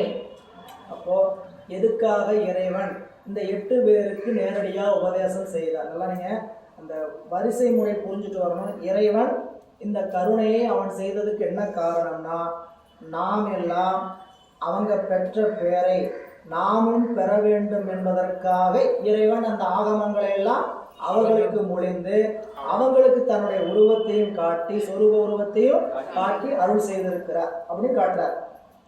எழுந்த நீர் பெய்யினும் 8 திசையும் செழுந்தன்னியமங்கள் செய்மின் என்று அண்ணல் கொழுந்தன் பவள குளிர்ச்சடையோடே அழுந்திய நால்வருக்கு அருள் புரிந்தானே. சரி, 8 பேருக்கும் தன்னை காட்டி இறைவன் என்ன உணர்த்தினார் அப்படிங்கிறது இந்த பாடல் சொல்றார். 8 பேருக்கும் தன்னுடைய சொரூப உருவத்தை காட்டி நீங்கள் என்ன செய்ய வேண்டும், அதாவது இந்த உபதேசம் செஞ்சு தன்னுடைய உருவத்தை காட்டணும்ல எதுக்காகன்னு கேட்டா, இந்த உலகத்துல நீங்க பூசை செய்கின்ற அமைப்பு, அதாவது பூசைனால இறைவனை வழிபாடு செய்வதை இமையளவும் மறக்கக்கூடாது. இதை உலகத்தாருக்கு நீ உணர்த்த வேண்டும். இறைவன் செய்த கருணை, உயிர்களாக இருக்கக்கூடிய மனித பிறப்பெடுத்திருக்கக்கூடிய எல்லா உயிர்களும் எந்த சூழலிலும் இறைவனை வழிபாடு செய்வதை மறக்கக்கூடாது அப்படிங்கிறத உணர்த்தி காட்டுவதற்குத்தான் இந்த உபதேசம் செய்தார் அப்படின்னு இந்த பாடல் வைக்கிறார். சொல்ற பாருங்க, எழுந்த நீர் பெய்யினும் 8 திசை, அதாவது இந்த உலகத்துல 7 மேகங்களும் எழுந்து 8 திசையின் நடுங்க பெருமழை பெய்தால் எப்படிப்பட்ட சூழல்? 7 மேகம் கூடி 8 திசையும் பெருக்க மழை பெய்தாலும் நாம் என்ன மறக்கக்கூடாதா? இறைவனுடைய பூசனை செய்கின்ற நிலையை மறக்கக்கூடாது. அப்படியா இருக்கு நம்ம நிலைமை? அப்படியா இருக்கு? ஆச்சு அப்படின்னு தும்பல் வந்தா போச்சு, நம்ம தூரமா நின்று சாமியாவது அப்புறம் பார்த்துட்டா உடம்பு சரியில்லைப்பா இல்ல. பூதமைந்தும் நிலையில் கலங்கினும் மாதுர்பாகர் மலத்தால் மறப்பிலார். இதேதான் அங்க சொன்னார் சேக்கிழார் பெருமான். சிவனடியார்கள் என்றால் யார்? இறை வழிபாட்டில் நிற்கிறவங்க. நம்ம அந்த இடத்துல இல்லை, அதெல்லாம் புரிஞ்சுக்க. சிவனடியார்கள் எல்லாம் நம்மளாம் சிவனடியார்களாக ஆகி கொண்டு இருக்கணும். நீங்கள் நம்மளை சிவனடியார் நினச்சிக்கிட்டு அந்த இலக்கணத்திலாம் நம்மளோட பொருத்தி பார்த்துக்கூடாது. அவங்கெல்லாம் பூதமைந்தும் நிலையில் கலங்கினும் மாதுர்பாகர் மலத்தால் மறப்பில. சரிங்களா? 5 பூதமும் தன்னுடைய நிலையிலிருந்து பெயர்ந்தாலும் என்ன திடீர்னு இந்த இடத்துல ஒரு விரிசல் உள்ளதுன்னு வச்சு எவ்வளவு மெட்ரிக் டன் பதிவாச்சுன்னா வீட்டுல போய் கேட்டு தெரிஞ்சுக்கலாம். ஓடும் ஓணம். சரிங்களா? அதெல்லாம் வேண்டாம். வானிலையில மோடம் போட்டிருந்தது, நம்மளுக்கு பலத்த காற்றுடன் மழை பெய்யக்கூடும்னா ஏன் இன்னைக்கு போய் வகுப்புக்கு போய் கஷ்டப்படுவானே, சரியா அப்படின்னு அமைதியா வீட்டில் உட்காந்து அடுத்த வாரம் போனாங்க நடத்தவ மாட்டேங்கிறாரு, இல்லை 10க்கு தான் முடியாது அப்படி நம்ம என்ன பண்ணுறோம், அப்படியே இருந்து கொள்கிறோம். சரிங்களா? அப்படிலாம் போக முடியுமானா போக முடியும். சரிங்களா? எந்த சூழல்லையும் வழிபாட்டை செய்யாமல் இருக்கக்கூடாது, கோயிலுக்கு போகாமல் இருக்கக்கூடாது. அப்படி இறை வழிபாட்டில் அர்த்த ஜாமம் பார்க்காம ஒரு நாள் கூட இருந்ததில்லைங்கிற அளவுக்கு நாங்கள் போயிருக்கோம். அர்த்த ஜாமம் தினந்தோறும் பவானியில் 7:30 எந்த சூழலிலும் அர்த்த ஜாமம் பார்க்காம இருக்கக்கூடாதுன்னு போன காலமாக இருக்குது. வேலைக்கு போயிட்டு இருந்தாலும் வேலைக்கு போகிற சாப்பாட்டு நேரத்தில் வீட்டுக்கு போய் சாப்பிட போக மாட்டோம், வேற கோயிலுக்கு. ஏன்னா அப்படி மாறி போகிற பகுதி நேர வேலைங்கனால மதிய பகுதி நேர வேலையில் அர்த்த ஜாமத்துக்கு போக முடியாது. காலை மாலை இரவு பயணத்துக்கு ஒரு சிரமம் இருக்காது. மாலை நேரம் என்ன பண்ண முடியாது, பணியில் இருப்போம். ஆனாலும் சரியாக உணவுக்கான நேரத்தை 7:30 எடுத்துட்டு நேராக கோயிலுக்கு. எங்கே கோயிலெலாம் என்ன பக்கத்தில் கிட்டத்தட்ட 2-3 கிலோமீட்டர் இருக்கும், மிதி வண்டி தான் இருக்கும். அழுத்திட்டு நேராக கொண்டு போய் வண்டியை வாசலில் விட்டுட்டு கோயிலை பார்த்து நேராக மீண்டும் ஆலைக்கு போயிடும். அப்புறம் 10-10:30 போய் முடிஞ்சு போய் தான் வீட்டுக்கு போய் தான் இரவு சிற்றுண்டி. அப்படியெல்லாம் ஊக்கம் இருந்தது. இன்றைக்கி அந்த ஊக்கம் இல்லைன்னு சொல்லக்கூடாது, பணி வேறையாக இருக்குது. சரிங்களா? இறை வழிபாட்டில் ஒரு வழிபாட்டில் உறுதிப்பாடாக நிற்கணும். நீங்கள் எந்த வழிபாட்டை எடுத்துக்கிட்டீங்கன்னாலும் சரி, சாமியை வழிபாட்டை செய்யணும்னு முடிவு பண்ணிங்கன்னா வழிபாட்டில் தினசரி மறக்காமல் செய்யணும். சரிங்களா? உடம்பு சரியில்லாமல் போச்சு, உடம்புக்கு வேற தொந்தரவு வந்துச்சு, சரிங்களா, உறவினர் இறந்துட்டாங்க, எல்லாரும் சொல்கிறது தான். எங்கேயா கோயிலுக்கு காண கொஞ்ச நாள் அப்படின்னா எங்கள் உறவினர் இறந்துட்டாங்க, பங்காளி இறந்துட்டாங்க, தீட்டாகி போச்சு, சரிங்களா. அப்புறம் எங்கேயோ நான் 7 வீட்ட பங்காளியாக இருப்பார், அவர் 1 வீட்ட பங்காளியாவோடு இருக்க மாட்டார், 7 வீட்ட பங்காளியாக இருப்பார். எங்கேயோ போயிருப்பார். எத்தனை வயசு ஆச்சு? 90 வயசு ஆச்சு. 90 வயசாகி போனவருக்கு 6 மாதமாக கோயிலுக்கு போகாமல் உட்காந்துட்டு இருப்போம். நான் சாமி எங்கேயாவது நீங்கள் நூலில் சொல்லிட்டுதான்னு சொல்லுங்கள், படிங்க. எவ்வளோ நூல் கொடுத்துருக்காங்க, திருமந்திரம் இறைவன் மொழிந்த ஆகமத்தை நேரடியாக கொண்டு வந்து தமிழில் பயிற்சி கொடுத்துருக்கிறாருன்னு அவர் சொல்கிறார். சரியா? அப்படிப்பட்ட நூலில் உங்கள் வீட்டில் யாராவது இறந்துட்டா சாமி கும்பிடக்கூடாதுன்னு எங்கேயாவது சொல்லியிருக்குதான்னு எடுத்து படித்து எவ்வளவு பெரியவங்கள்ட்ட வேணால் கேட்டு சொல்லுங்கள். இல்லாட்டி நம்மகிட்ட யார் அப்படி சொல்கிறாங்களோ அவங்ககிட்ட கேளுங்க, எந்த நூலில் சொல்லியிருக்குது, எனக்கு தயவு செஞ்சு எங்கள் ஆசிரியருக்கு மரமண்டையாக இருக்குது, அறிவே இல்லை, நீங்கள் என்ன பண்ணுங்க, எந்த நூலில் இருக்குதுன்னு சொல்லுங்கள், நான் அந்த மரமண்டைக்கு போய் காமிக்கிறேன் அப்படின்னாலும் சொல்லுங்க. எந்த நூலையாக சொல்லியிருக்குதா? இல்லை. எதை வச்சு கடைப்பிடிக்கிறோம்?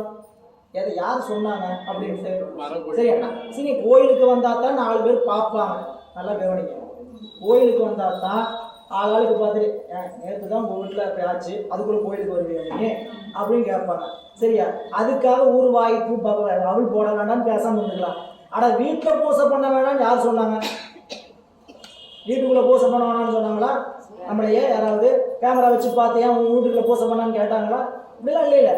நம்மளுடைய ஆன்மார்த்த பூசை பண்ணுறதுக்கு எந்த தடையும் கிடையாது. உணரணும். நீங்கள் எந்த சூழலிலும் உடம்புல நோய் வந்துச்சு, உடம்புல தீட்டு வந்துச்சு, யாராவது இறந்து தீட்டு வந்து, எந்த சூழல்லையும் நம்ம வீட்டில் ஆன்மார்த்த பூசை பண்ணுறதுக்கு எந்த விதமான தடையும் இல்லை. திருக்கோயிலுக்கு போகிறதுக்கும் தடை இல்லை. ஆனால் என்ன பண்ணிக்கணும், ஒரு குறிப்பிட்ட 16ஆம் நாள் வரைக்கும் அவங்களுடைய வாயில் விழக்கூடாது. கோயிலில் இருக்கிறவங்கள ஏப்பா நேற்று உங்கள் வீட்டில் எப்படியாச்சு, போன வாரம் தான் ஆச்சு, அதுக்குள்ளே கோயிலுக்கு வந்துட்டு கேட்கக்கூடாதுன்ட்டு கேட்காம இருக்கிறதுக்கு என்ன பண்ணணும்? அமைதியாக இருக்கும். நாங்கள்லாம் எங்கள் வீட்டில் ஒரு வாரத்துக்குள்ளே கோயிலுக்கு போயிட்டோம். சரி, நம்ம ஒரு வாரமே கேள்வி கேட்பாங்க, அதுக்கப்புறம் கேட்டால் நம்ம பேசிக்க நம்மகிட்ட வந்து கேட்கவும் மாட்டாங்க. சரிங்களா? இவங்களாம் விலங்கு பிடிச்ச ஆளுங்க, இவங்ககிட்ட போய் என்ன பண்ணக்கூடாது, கேட்கக்கூடாதுன்ட்டு நம்ம பக்கம் திரும்ப மாட்டாங்க. சரிங்களா? ஏன் செத்தாங்க, ஏன் இறந்தாங்க, வந்தீங்க, ஒரு கேள்வி கேட்க மாட்டாங்க. அடுத்த நாளே போயிருந்தாலும். சரிங்களா? ஏன்னா நம்ம இந்த மூடப்பழக்க வழக்கம், இங்கே இறைபக்தியில் மூடப்பழக்க வழக்கங்கள்லாம் வைக்கவே கூடாது. சரிங்களா? அப்படி செய்யணும், இப்படி செய்யணும், இந்த 5 திரி போடணும், 5 திரி இப்படிப்பட்ட திரி தான் போடணும், இந்த எண்ணெய் தான் வரும். விளக்கேற்றினா சந்தோஷம். சரியா? எங்கிருந்தியா வந்தது? நான் இந்த மாதிரி நூல் எங்கேயாவது சொல்லியிருக்குதா? அதெல்லாம் கவனி. எல்லாமே எங்கே நம்மளுக்கு எது ஆதார பொருள்? நூல் தானே. நூல் எங்கேயாவது சொல்லியிருக்குதா? 10 வேளை 10 திரி போடு, 5 திரி போடு, பூசணிக்காயில் போடு, தேங்காயில் போடு, எங்கே சொல்லியிருக்குதா? சொல்லியிருந்தா போடலாம், நானும் போடுறேன். சரி, ஒன்றும் தப்பு ஒன்றும் கிடையாது, போட சொல்ல. அப்படிலாம் ஒன்றும் சொல்லலை. அப்படி சொன்னாதான் நம்ம என்னமோ ஒரு பிராயச்சத்தை சொல்லியிருக்கிறார் பார்த்தியா, அப்பா பூசணிக்காயெல்லாம் போட சொல்லி அப்படின்ட்டு அதில் இருக்க சதையெல்லாம் தோண்டி நான் விளக்க போட்டேன். எவ்வளோ மனசு திருப்தியாக. பக்தியில் ஒரு தப்பு கிடையாது, பக்திக்கு எந்த விதமான சம்பிரதாயம் கிடையாது. ஆனாலும் சில விஷயங்களை நீங்கள் யாராவது நம்மளை சாமி கும்பிட வேண்டாம் இதுக்காகன்னு சொன்னாங்கன்னா அதை மட்டும் ஏற்றுக்காது. சாமி கும்பிடுறதுக்கு என்ன வழி சொன்னாங்கனாலும் சரி, அதனால ஒன்று தப்பு கிடையாது, செஞ்சால் ஒன்று தப்பு கிடையாது. சாமி நீங்கள் கும்பிடுறதுக்கு இதெல்லாம் தடைன்னு சொல்லி வச்சாங்கன்னா அதை அறிவு கொண்டு ஏற்றுக்கொள்ளவே கூடாது. வழிபாடு செய்யாத நாள் நம்மளுடைய வாழ்நாளில் இனிமேல் உயிர் போன நாளாக மட்டும்தான் இருக்கணும். வழிபாடு செய்யாத நாள் எந்த நாளாக இருக்கணும்? நம்ம உடம்பை விட்டு உயிர் போன நாள். புரியல? அருட்குருநாதர் வழிபாடு அவங்க தந்தையார் இறந்த அன்னைக்கும் செய்தார். வீட்டில் அவங்க தந்தையார் மட்டும் இல்லை, அவர் தான் அவருக்கு அருட்குருநாதர் தந்தையார் இறந்த அன்னைக்கும் மாலை உட்காந்து இரவு வந்து என்ன பண்ணாருங்க, சிவபூசை செய்திருக்கிறார். அப்படிப்பட்ட நெறிகளை எல்லாம் உணர்ந்து கொள்ளணும். சரி, இங்கே வந்துட்டீங்கன்னா, தன்னை விட்டு இமையளவும் பிரிய விரும்பாத நந்திகள் நால்வருக்கும் சிவபெருமான் எதிர்பட தோன்றி என்ன சொன்னார் என்றால், 7 மேகங்களும் 8 திசை நடுங்க பெருமழை பெய்து உலகம் அழிகின்ற ஊழிக்காலத்திலும் நீங்க என்ன பண்ணக்கூடாது, நம்மை வழிபாடு செய்தை மறக்கக்கூடாது என்று அருள் புரிந்தார். எதுக்கு அப்படி சொன்னார்? நீங்க அப்படி உலகத்துக்கு சொல்லுங்க. நீங்க உலகத்துக்கு என்ன பண்ணுங்க, யாரையும் பூசை செய்யாம தவற வெட்டக்கூடாது அப்படின்னு. இதெல்லாம் ஒரு உணர்ச்சி பூர்வமான விஷயம் உணருங்க. புரிஞ்சுக்கிற மாதிரி சொல்லணும்னா, நம்ம பையன் பிள்ளை வெளியூரில் வேலை பார்க்குறாங்க, வெளிநாட்டில் வேலை பார்க்குறாங்க, என்ன நினைப்போம்? ஒரு நாளைக்கு ஒரு முறையாவது பார்க்கணும் பேசணும் நினைக்க மாட்டோமா? பார்க்காம விட்டுட்டோம், பேசாமல் விட்டுட்டோம், ஒரு நாள் என்ன ஆகும்? இரவு ஸோ இன்னைக்கு பேசலையே, பார்க்கலையே, மனம் தவிக்காதா? இந்த மாதிரி உணர்ச்சி பூர்வமான செயல் என்னன்னு கேட்டிங்கன்னா இறை வழிபாடு செய்கிறவங்க இன்னைக்கு இறைவனுக்கு 2 பூ வச்சாச்சியா, 4 பூ வச்சாச்சியா, அவ்வளோதான் நம்மளுடைய வழிபாடு. அதை விரித்து செய்கிறது. அப்புறம் குறைந்தபட்சம் வழிபாட்டுக்குரிய செயல்பாட்டில் தவறவே கூடாது. இது இறை வழிபாட்டில் இன்றியமையாத ஒன்று. தினந்தோறும் போய் கேட்டீங்கன்னாத்த கையெழுத்தே ஆகுது அரசாங்க அதிகாரிகிட்ட. சரிங்களா? இல்லை ஒரு வாரம் கழிச்சு போனீங்கன்னா, அப்படியா போன வாரம் வந்தீங்க, ஆமாம் சொன்னல, சரி அடுத்த வாரம் வாங்க பார்க்கலாம்.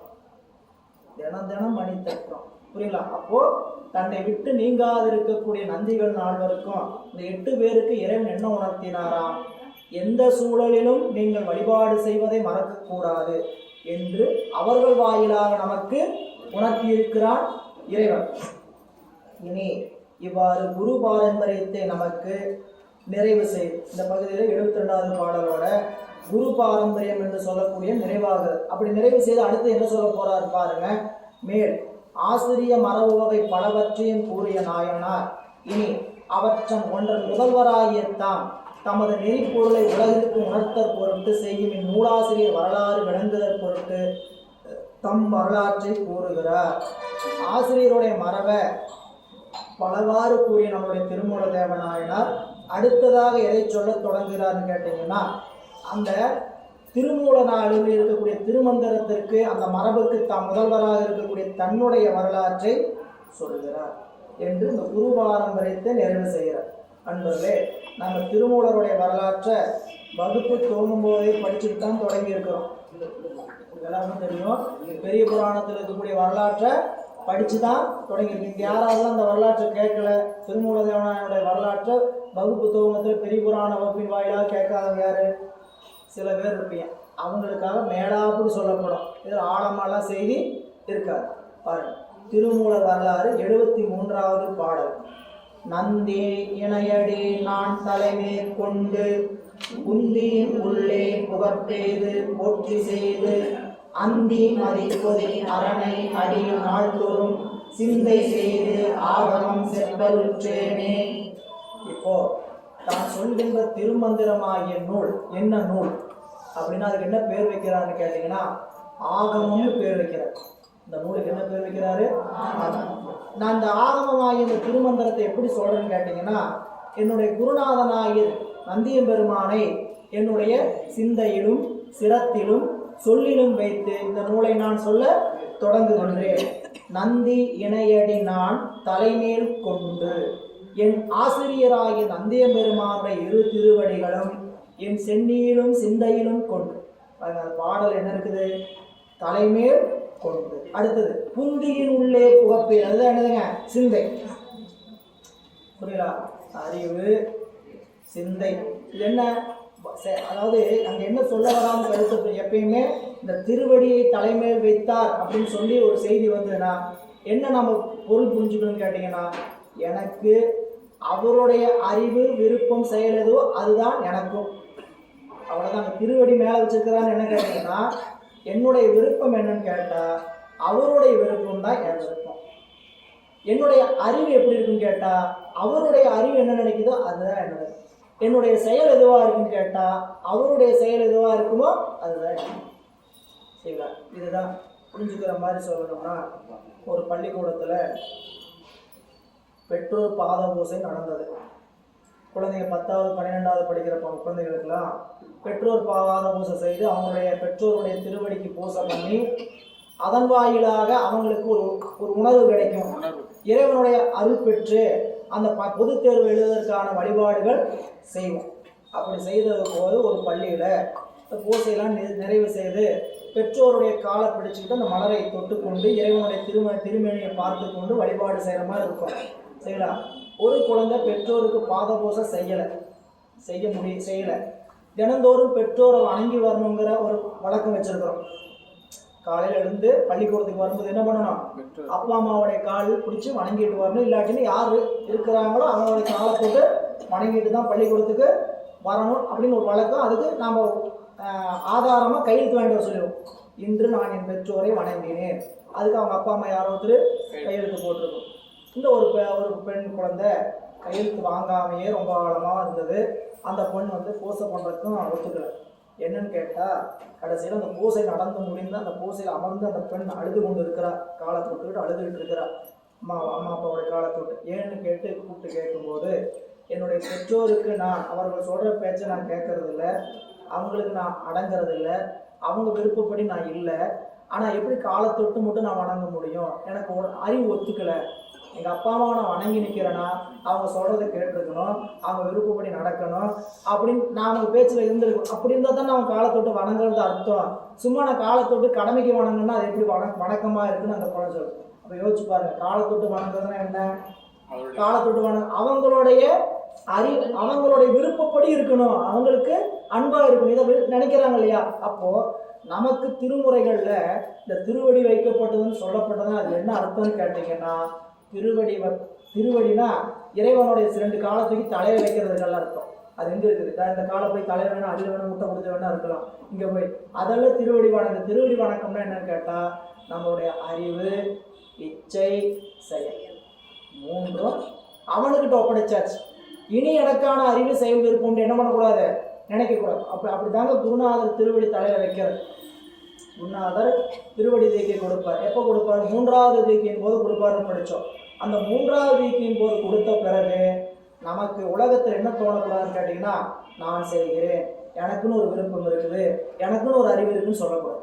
சரிங்களா? அப்போ அந்த நினைப்பு மாறினாத்தான் அந்த திருவருளில் பொருந்தி இருக்கிறதுன்னு அர்த்தம். சரி, அதெல்லாம் நம்ம இந்த இடத்துல இருக்கிறவங்களுக்கு அது விளங்காது. எந்த இடத்துல தீக்கை பெறாமல் நம்ம இப்போ நிலையில் இருக்கக்கூடிய சிலருக்கு அந்த இடம் விளங்காது.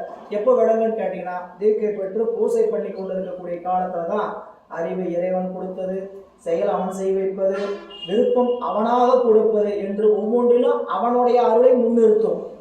சரிங்களா? அதனால இங்க நந்தி இணையடினான் தலைமையில் கொண்டு குந்தியின் உள்ளே புகப்பெய்து போற்றி செய்து, அதாவது வாயினாலும் துதித்து. அப்ப பாருங்க, சிந்தை, சிரசு, வாக்கு, மனம், வாக்கு, காயம் 3னாலும் தன்னுடைய குருநாதனை வணங்குதல். வணக்கம் இப்படி வாயால வாழ்த்தி, உடம்பால் துதித்து, நெஞ்சார நினைந்து வணங்கும். வழிபாடுங்கிறது அதுதான். வழிபாட்டில் மனசு ஒன்று நினச்சிக்கிட்டு, செயல் ஒன்று செஞ்சுக்கிட்டு, விருப்பம் ஒன்றாக இருக்கக்கூடாது. சரிங்களா? எனக்கு மனசில் ஏதோ நினைப்பு, ஆனால் பூசை பண்ணுறதுக்கு உட்காந்துருக்க. செயல் எப்படி இருக்குது? பூசை பண்ணுறதுக்கு உட்காந்துருக்குற. மனசில் நினைப்பு எங்கே இருக்குது? அங்கே போகணும், இங்கே போகணும், இத்தனை மணிக்கு போகணும் நினைப்பு இருக்கு. சரிங்களா? நம்மளுடைய பூசை நேரத்தை நடக்கிறத சொல்கிறேன். சரிங்களா? உட்காந்தாச்சு. சரிங்களா? பத்தி வச்சாச்சு, விளக்கு பற்றி வச்சாச்சு, பூவெல்லாம் போட்டு உட்காந்துட்டு இருக்கிறோம், மணி அடிச்சுட்டு உட்காந்துட்டு இருக்கிறோம். சரியா? இப்போ மணி என்னாச்சு? ஆச்சு, 9 ஆச்சு, கிளம்பணும், ஊருக்கு கிளம்பணும். 10 மணிக்கு வர சொல்லிக்கிறாங்க. சாப்பாடு ஆயிடுமான்னு தெரியல, எழுந்திரிச்சு போனால் தான் தெரியும். சாப்பாடு நான் இரவே சொல்லிட்டு படுத்தோம், காலை எத்தனை மணிக்கு போகணுன்ட்டு 9 மணிக்கு கிளம்பணும்னு சொல்லியிருக்கிறோம். தயாராக இருக்குமான்னு தெரியல. வழக்கம் போல் நேரமாகிட்டே என்ன பண்ணுறது, இதெல்லாம் மனசில் மணி மட்டும் மணி மட்டும் பூசை அடிச்சுட்டு இருக்கு. இது பூசை ஆகாது. இந்த பூசை ஏற்றுக்குவியா சாமி? ஆனால் என்ன, பெருமான் அப்படியாவது பூசிக்கிறானே நினைக்கிறார். இப்படியாவது பூசிக்கிறானே, இல்லாததுக்கு இது பரவாயில்ல அப்படின்ட்டு கையொன்று செய்ய, விழியொன்று நாட, பொய் வஞ்சக நாவொன்று பேச, புலால் கமலும் மெய்யொன்று சார, விரும்பியான் செய்கின்ற பூசனை எவ்வாறு கொள்வாய் வினை தீர்த்தவனே. இப்படி பூசை பண்ணா நீ எப்படி சாமி என்னோட பூசை ஏற்றுக்குவ அப்படின்னு கேட்குறார். அப்போ நாம் செய்கிற பூசனை எல்லாம் மார்க் போட்டால் எவ்வளோ இருக்கும்? நீங்கள் பூசைக்கு பலன் வேணும்னு கேட்குறோம். பூசைக்கு பலன் வேணும்னு பெருமாண்ட கேட்குறோமா இல்லையா? நான் எப்படி பக்தியாக இருக்கிறேன், எப்படி விரதம் இருக்கிறேன்னு கேட்குறோம். இந்த பக்தியாக விரதம் இருக்கலாம் 100% சரியாக இருக்கிறோமா? நம்மளை கேள்வி கேட்டுக்குவோம். இறைவன்கிட்ட பூசை பண்ணும்போது என்னென்ன நினைப்பு வந்துச்சு? சரிங்களா? இத்தனை இருந்துக்கிட்டு இந்த பூசைக்கு நம்ம பலன் 100% பலன் கிடைக்குன்னு எதிர்பார்க்கறது சரி. பலன் எப்படி வரணும்? நான் கேட்ட மாதிரியே வரணும்னு நினைச்சது எவ்வளோ? ஏன்னா பூசையிலையும் அவ்வளோ 100% உண்மையாக இருந்திருக்கும். புரியலா? அவனை தவிர வேறு ஒன்றையும் நினைக்காம இருந்திருக்கும். நம்மளால முடியாது, நாம் அந்த இடத்துல இல்லை. சரிங்களா? நம்மளால முடியாது, என்னால் முடியறதில்லை. சரிங்களா? உங்களால முடியலாம். புரியல? பூசை பண்ணும் பொழுது வழிபாட்டை தவிர வேறு அறிவுக்குள்ள அது எப்படி வரும்? கொஞ்சம் கொஞ்சமாக வரும், வராமல் போகிற விஷயம் இல்லை. இந்த பூசை பண்ணும்போது அப்படிலாம் ஆகாதுங்க, ஏதாவது நினச்சிக்கிட்டே தான் இருப்பேன். பூசை பண்ணும்போது எந்த சலனமற்ற நிலை வரும். இல்லை, அந்த இடத்துல கிடைக்கக்கூடிய ஆனந்தம் இருக்குது, அது பரமானந்தம். இல்லை, அந்த பரமானந்தத்தை அனுபவிக்கிறதுக்காகத்தான் நம்ம ஓடிட்டு இருக்கோம். இந்த உலகத்தில் இருக்கக்கூடிய சிற்றின்பமாகிய இன்பத்தை சில காலம் இருந்து கழியக்கூடியதை பெற்று கொண்டு இருக்கக்கூடிய நாம் அந்த பரமானந்தத்தை பெறுவதற்காகத்தான் ஓடுகிறோம் நினைப்பு. ஒவ்வொரு உயிருக்கும் சரிங்களா. நம்மளுக்கு எந்த இன்பத்திலாவது முற்று வந்ததா? இந்த 5 புலன் நமக்குன்னு இல்லை, எந்த உயிருக்குமே வராது. இந்த 5 புலன் வழியாக வருகிற விருப்பம் முற்று பெற்றதா? யாருக்காவது முற்று பெற்றிருக்கிறதா? இங்க முற்று பெற்றிருந்தா சொல்லுங்க. எனக்கு 5 புலன் வழியாக வர்ற ஆசையெல்லாம் முற்று பெற்று விட்டது. சரிங்களா. ஏதாவது ஒரு புலன்ல போய் முட்டிட்டு நிற்கும், முற்றுட்டு போயிட்டு நிற்காது. சரிங்க. எங்கேயாவது என்ன பண்ணிட்டு இருக்கோம்? முட்டிட்டு நிற்கும். அப்படித்தான் நம்மளுடைய அறிவு நிற்குது.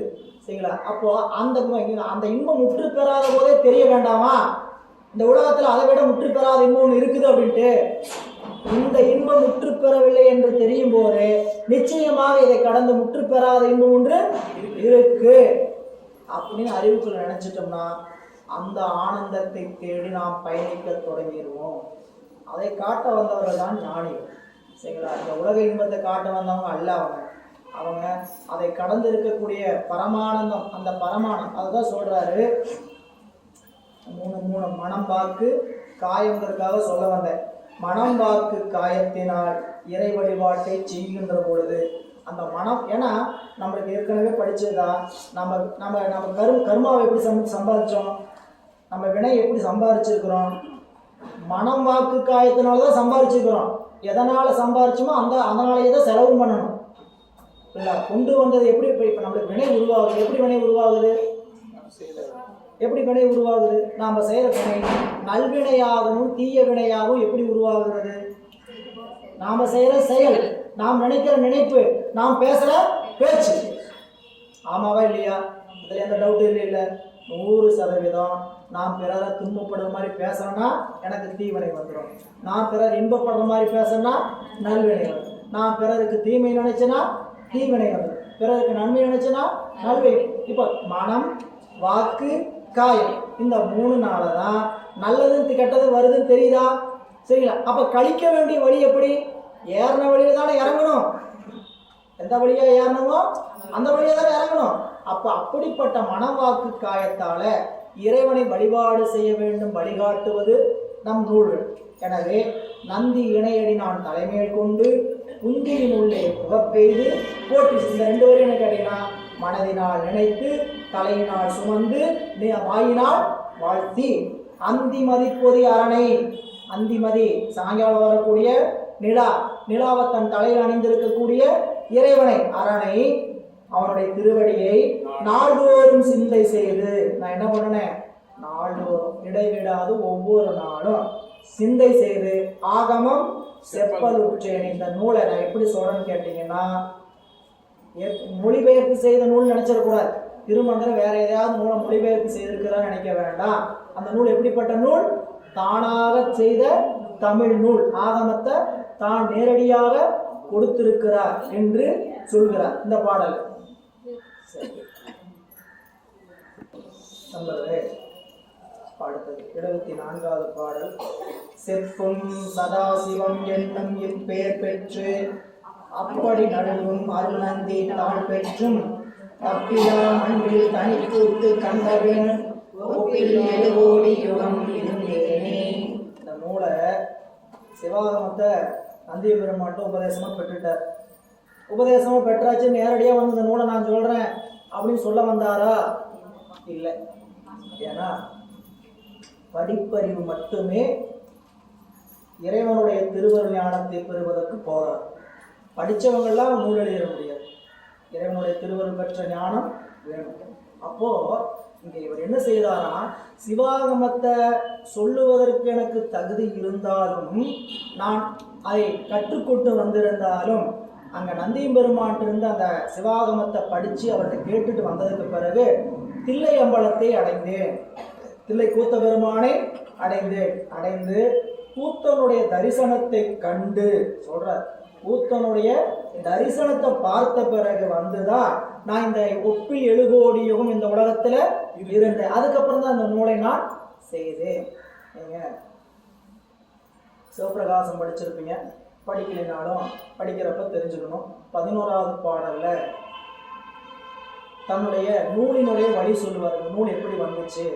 சிவபிரகாசம் என்பது சிவஞான போதத்திற்கு உடைநூலாக இருப்பது. 14 சாஸ்திரங்க. சாஸ்திரம் 14 முதல் நூல் என்று சொல்லப்படுவது சிவஞான போதம். முதல் நூல் அல்ல, ஆனால் தகுதியின் அடிப்படையில் முதல் நூலாக சொல்லப்படுவது சிவஞானம். ஏன்னா முதல் நூலில் திருவுந்தியார் தான், சரிங்களா? அதுதான் காலத்தினால் முதல் நூல். சிவஞான போதம் தான் மெய்கண்ட சாஸ்திரங்களில் முதல் நூலாக போற்றப்படுவது. ஏன்னா சுருங்கிய வடிவில் உலகத்தையே சுருக்கி காட்டி எழுதியிருக்கக்கூடிய நூல். 12 நூற்பாதான். 12 நூற்பாவில் இந்த உலகத்தில் உயிர்களாகிய நாம் பெற வேண்டியது எது என்பதை தத்துவ ஆராய்ச்சியோடு சொல்லப்பட்ட நூல் சிவஞான போதம். அதெல்லாம் நீங்கள் சித்தாந்த வகுப்பில் விரிவாக படித்து பார்க்கணும். அதுக்குள்ளே போனோம்னா காலம் போயிடும். சிவஞான போதத்திற்கு வழிநூல். வழிநூல்னா அடுத்ததாக செய்த நூல். அந்த நூலுக்கு விளக்கமாக எழுந்த நூல் விரிநூல் என்று சொல்லக்கூடிய செய்யுள் வடிவில் இருக்கக்கூடியது சிவஞான சித்தியார். அந்த சிவஞான சித்தியாருக்கு அடுத்ததாக இந்த 2 நூலுக்கு வழி நூலாக இருப்பது எதுன்னு கேட்டீங்கன்னா, புடை நூலாக சார்பு நூலாக இருப்பது சிவபிரகாசம். இந்த சிவபிரகாசத்தில் என்ன நூல் வழி வந்த வழி என்னன்னு கேட்டால் அவர் சொல்றார், தெரித்த குரு முதல்வர் சிவஞான போதம் செப்பினர், பின்பு அவர் புதல்வர் சிவஞான சித்தி விரித்தனர், மற்ற அவர்கள் திருவடிகள் போற்றி விளம்பிய நூல் அவை இரண்டையும் விரும்பி நோக்கி கருத்தில் உரை திருவருளும் இறைவன் நூலும் கலந்து. பாருங்க, இந்த நூலை சிவபிரகாசத்தை நான் எப்படி செய்தேன்னா, எனக்கு என்னுடைய குரு முதல்வராகிய மெய்கண்டார் சிவஞான போதங்கிற நூலை தந்தார். பின்னாடி அவர் புதல்வர், சந்தானத்தின் வழியாக வரக்கூடிய புதல்வராக சொல்லக்கூடிய புதல்வர்னா மகன் அல்ல, புரியல? குருநாதருக்கு மாணவர்களாக யாரு? மக்கள், புரியல? ஞான சொத்துக்கு உரியவர், அவருடைய வீட்டு சொத்துக்கு உரியவர்கள் அல்ல, ஞான சொத்திற்கு உரியவர், சரிங்களா? அந்த ஞான சொத்துக்கு உரியவர்கள்னால அவர் யாரு? எல்லாரும் சீடர்கள் எல்லாம் மகன்களாக சொல்லப்படும். அப்போ சந்தான மரபுல என்னுடைய குருநாதர் மெய்கண்டார் சிவஞான போதங்கிற நூலை சொன்னாருங்க. அவருடைய மாணவர் புதல்வர் யாரு? அருள்நந்தி சிவம் சிவஞான சித்தியாருங்கிற நூலை சொன்னாரு. நான் யார்? உமாபதி சிவமாகிய நான். அவங்க 2 பேருடைய திருவடிகளை போற்றி, புரியலா? அதற்கு பிறகு என்னுடைய நெஞ்சத்தில் இருக்கக்கூடிய திருவருள் உணர்த்தியதையும் அவங்க சொன்ன நூலையும் கலந்து, யாரு? எங்கள் பெருமக்கள் சொன்ன நூலை 2ஐயும் கலந்து சிவபிரகாசம் என்று ஒரு நூலை செய்திருக்கிறேன். அப்படிங்கிறத அந்த 11வது பாடல்ல நூல் மரபுன்னு சொல்லி தெரித்த குரு முதல்வர் சிவஞான போதம் செப்பினர், பின்பு அவர் புதல்வர் சிவஞான சித்தி விரித்தனர், மற்ற அவர்கள் திருவடிகள் போற்றி விளம்பிய நூல் அவை இரண்டையும் விரும்பி நோக்கி கருத்தில் உரை திருவருளும் இறைவன் நூலும் கலந்து பொது உண்மை என கருதி யானும் அருத்திமிக உரைப்பன் மலர் விருத்தங்கள் 100 ஆசில் சிவபிரகாசம் ஆகும் அன்று. அவரின் நூலுக்கு பேர வச்சிட்டார். இங்க இவரும் என்னுடைய நந்திய பெருமான என்னுடைய குருநாதர்கிட்ட நான் சிவாகமம் படிச்சுட்டு வந்தேன். அந்த நூலை நான் சொல்ல போறேன். போன பாடல சொன்னாங்க சிவாகமம் செப்பலுற்றேன்னு, அதை சொல்ல போறேன். எப்படி சொன்னேன்? படித்ததனால் சொல்லல, பிள்ளை கூத்த பெருமானை சென்று கண்டு வணங்கி அவனுடைய நடனத்தை தரிசித்து. நம்ம போனோம், சென்றோம், கண்டோம், வணங்கணும். தரிசனம் கிடைச்சதுங்களா? தரிசனம் கிடைச்சு. தரிசனம் அந்த தரிசனம் இல்லை, இது கூத்த பெருமானாங்க காட்சியாக கொடுக்கக்கூடிய தரிசனம் இல்லை. அந்த அந்த காட்சியினுடைய அமைப்பு என்ன சொல்லுகிறது? அறிவுக்குள்ள தரிசனமாகும். நடனமாடுறது, கூத்த நடனமாடுறான். நடனம் போது என்ன எதை அவன் வெளிப்படுத்துறான்? நடனம் எதுக்கு? நடனம்னா எதுக்கு? ஏதோ கருத்தை சொல்றதுக்கு தான் நடனம். நாட்டிய நடனம் பார்க்குறோம், பரதநாட்டியம் பார்க்குறோம். அது என்ன சொல்றாங்க? அவர் ஏதோ பாட்டுக்கு அந்த பெண்கள் கருத்தை சொல்றாங்க இல்லையா? கருத்தை வெளிப்படுத்துவதற்கு பேர் தான் அந்த நடனம். சரிங்களா? அந்த கருத்து என்ன சொல்லுது? அந்த கருத்தை அறிவுக்குள்ள எப்போ நாம் வாங்குறோமோ விளங்குறோமோ அதுதான் கூத்தனுடைய தரிசனம். இந்த தரிசனத்தை கண்டு இந்த நூலை நான் சொல்றேன். அத பாடல் 74ல செப்பும் சதாசிவம் என்னும் இப்பேர் பெற்றும். அப்படின்னா இந்த நூலை உயர்ந்து சொல்லப்படுகின்ற சிவாகமம் என்கின்ற பெயரை கூறவல்ல தகுதியுடைய சதாசிவம் என்கிற பெயரை சொல்றார். இவருடைய பேர் என்னன்னு சொல்லி வச்சுக்கிறாரு. ஏன் அப்படி சொல்லலாமா? இது தற்புகழ்ச்சியாக கீழே விளக்கம் தரார் குறிப்புரையில். ஏன்னா நம்மை நாமே தற்புகழ்ச்சி செய்து கொள்ளக்கூடாது என்பது வரம்பு. நம்மளே நாளை போட்டு 4 பேரை கூப்பிட்டு என்னை பற்றி 4 பெருமையாக பேசு அப்படின்னு சொல்றது பெருமை இல்லை. நம்ம பற்றி பிறரை கூப்பிட்டு பெருமை சொல்லணும். சரிங்களா? 4 பேர் காசு கொடுத்த கூட்டத்தை கூட்டி மேடையை போட்டு எங்கள் ஐயா நல்லவர், எங்கள் ஐயா நல்லவர் அப்படின்னு 4 பேரை கூப்பிட்டு சொல்கிறதுக்கு பேர் அவங்களாக கூப்பிட்டு செய்யணும். அதுதான் புகழ். அப்போ இந்த பெருமை அப்படிப்பட்ட கூற வல்ல தகுதி பெற்ற பின்பும் அதை பொருளை உள்ளவாறு உணர்த்துகின்ற இறைவன் நந்தி பெருமானுடைய ஆணை வழி நின்று அப்படி நல்கும் அருள் நந்தித்தாள் பெற்றும் அதை அவர் சிவாகமத்தை பெற்ற நந்தியம்பெருமான் உணர்த்திய வழி அவருடைய திருவடி போற்றி நின்று தப்பிலா மண்டில் தனிக்கூத்து கண்டபின் தப்பிலா கூத்து தப்பிலா மன்று அப்படின்னா அழிவில்லாத தில்லையம்பலத்தை அடைந்து அங்கு சிவபெருமான் செய்யும் ஒப்பட்ட நடத்தை கண்டு மீண்டு பின் சொல்ற ஒப்பில் 7 கோடி யோகம் இருந்தேன் உடம்போடு இருக்க உடன்படாத நிலையிலும் பலகாலம் உடம்போடு நின்றேங்கிறார். உடம்போட பல கோடி யோகங்கள் இருந்தேங்கிறார். அப்படி இருக்க விரும்பினவங்களாங்க. ஆனா ஏன் இருந்தேன்? நூல் செய்வதற்காக, இந்த நூலின் வாயிலாக நமக்கெல்லாம் ஞானத்தை சிவஞானத்தை உணர்த்துவதற்காக இருந்தேன் அப்படின்னு காட்டுறார். கீழே குறிப்புரையில ஞானம் கைவர பெற்றோர் உடம்போடு நிற்க விரும்பாமையை வாத ஊரடிகளது நிலை பற்றி உணர்க. ஞானம் பெற்ற பிறகு யார் என்ன நினைக்க மாட்டாங்க? இந்த உடம்போடு இருக்க விரும்ப மாட்டார்கள். அதே மாதிரி நாயனார் தற்புகழ்ச்சி செய்திருந்தாலும் அந்த தற்புகழ்ச்சி என்பது இங்க தற்புகழ்ச்சியாக கொள்ளக்கூடாது. என்ன இருந்தது கைலை தாழ்வரை இவ்வரலாற்றை தமக்கு இயல்பியல்லாமை பற்றி சொல்ற மண்ணுலகத்தை மண்டின் கண் சென்று திருக்கூத்து காண்டல் இன்றியமையாது என்னும் மரபு நிலை பெறுவதற்கு நந்திதேவ நாயனாரை அது செய்யுமாறு பணித்தனால் என்ன கொள்க. இந்த மண்ணுலகத்துல பிறந்தவங்க தில்லையம்பலத்தில் இருக்கக்கூடிய பெருமானுடைய கூத்து அங்க சென்று தவறாம வழிபாடு செய்யணுங்கிறத நமக்கு உணர்த்துறதுக்காக யார் செஞ்சாராம்? நந்திய பெருமான் திருமூலருக்கு அதை உணர்த்தி அதை செய்யும் சொன்னாராம். சரிங்களா? அப்படிப்பட்ட சொல்ற 75 இருந்த காரணம் கேள் இந்திரனே பொருந்திய செல்வ புவனாபதியை அருந்தவ செல்வியை சேவித்து அடியேன் பரிந்துடன் வந்தனன் பக்தியினாலே. ஏங்க அத்தனை கோடி காலம் நீங்க இருந்தீங்க அந்த உடம்புல அப்படிங்கிற காரணத்தை சொல்றேன்னு தன் மாணாக்கரை கூப்பிட்டு சொல்றார். இந்திரனுங்கிற மாணாக்கரை இந்த உடம்போடு நான் இருந்த காரணத்தை நீ கேளு இந்திரனே. என்னன்னு கேட்டா எல்லா உலகங்களுக்கும் தலைவியாக இருக்கக்கூடிய அருந்தவ செல்வியாக விளங்கக்கூடிய உமையம்மையை அடியேன் விரும்பி உடன் நின்று பணிந்து வந்தேன். அங்க என்ன பண்ணிட்டு வந்தேன்னு கேட்டீங்கன்னா சிவமும் சக்தியுமாக இருக்கக்கூடிய பெருமானை நான் விரும்பி பணிவதற்காக இங்கு இருந்தேன். அதான் அந்த பாடல். இருந்த அக்காரணம் கேள் இந்திரனே பொருந்திய செல்வ புவனாபதி. அது யார்? புவனாபதி, புவனங்களுக்கெல்லாம் தலைவன். அவனுடைய அருந்தவ செல்வியை அம்பிகையை சேவித்து அடியே பரிந்துடன் வந்தான் பக்தியினாலே. நான் ஏன் இங்க இருந்தேன்னு கேட்டீங்கன்னா உமையம்மையை பக்தியினால் வணங்குங்க. உமையம்மைன்னு சொல்லப்பட்டாலும் நமக்கு சக்தி தான் முதல் காட்சி. சக்தி வேறு சிவம் வேறு அல்ல.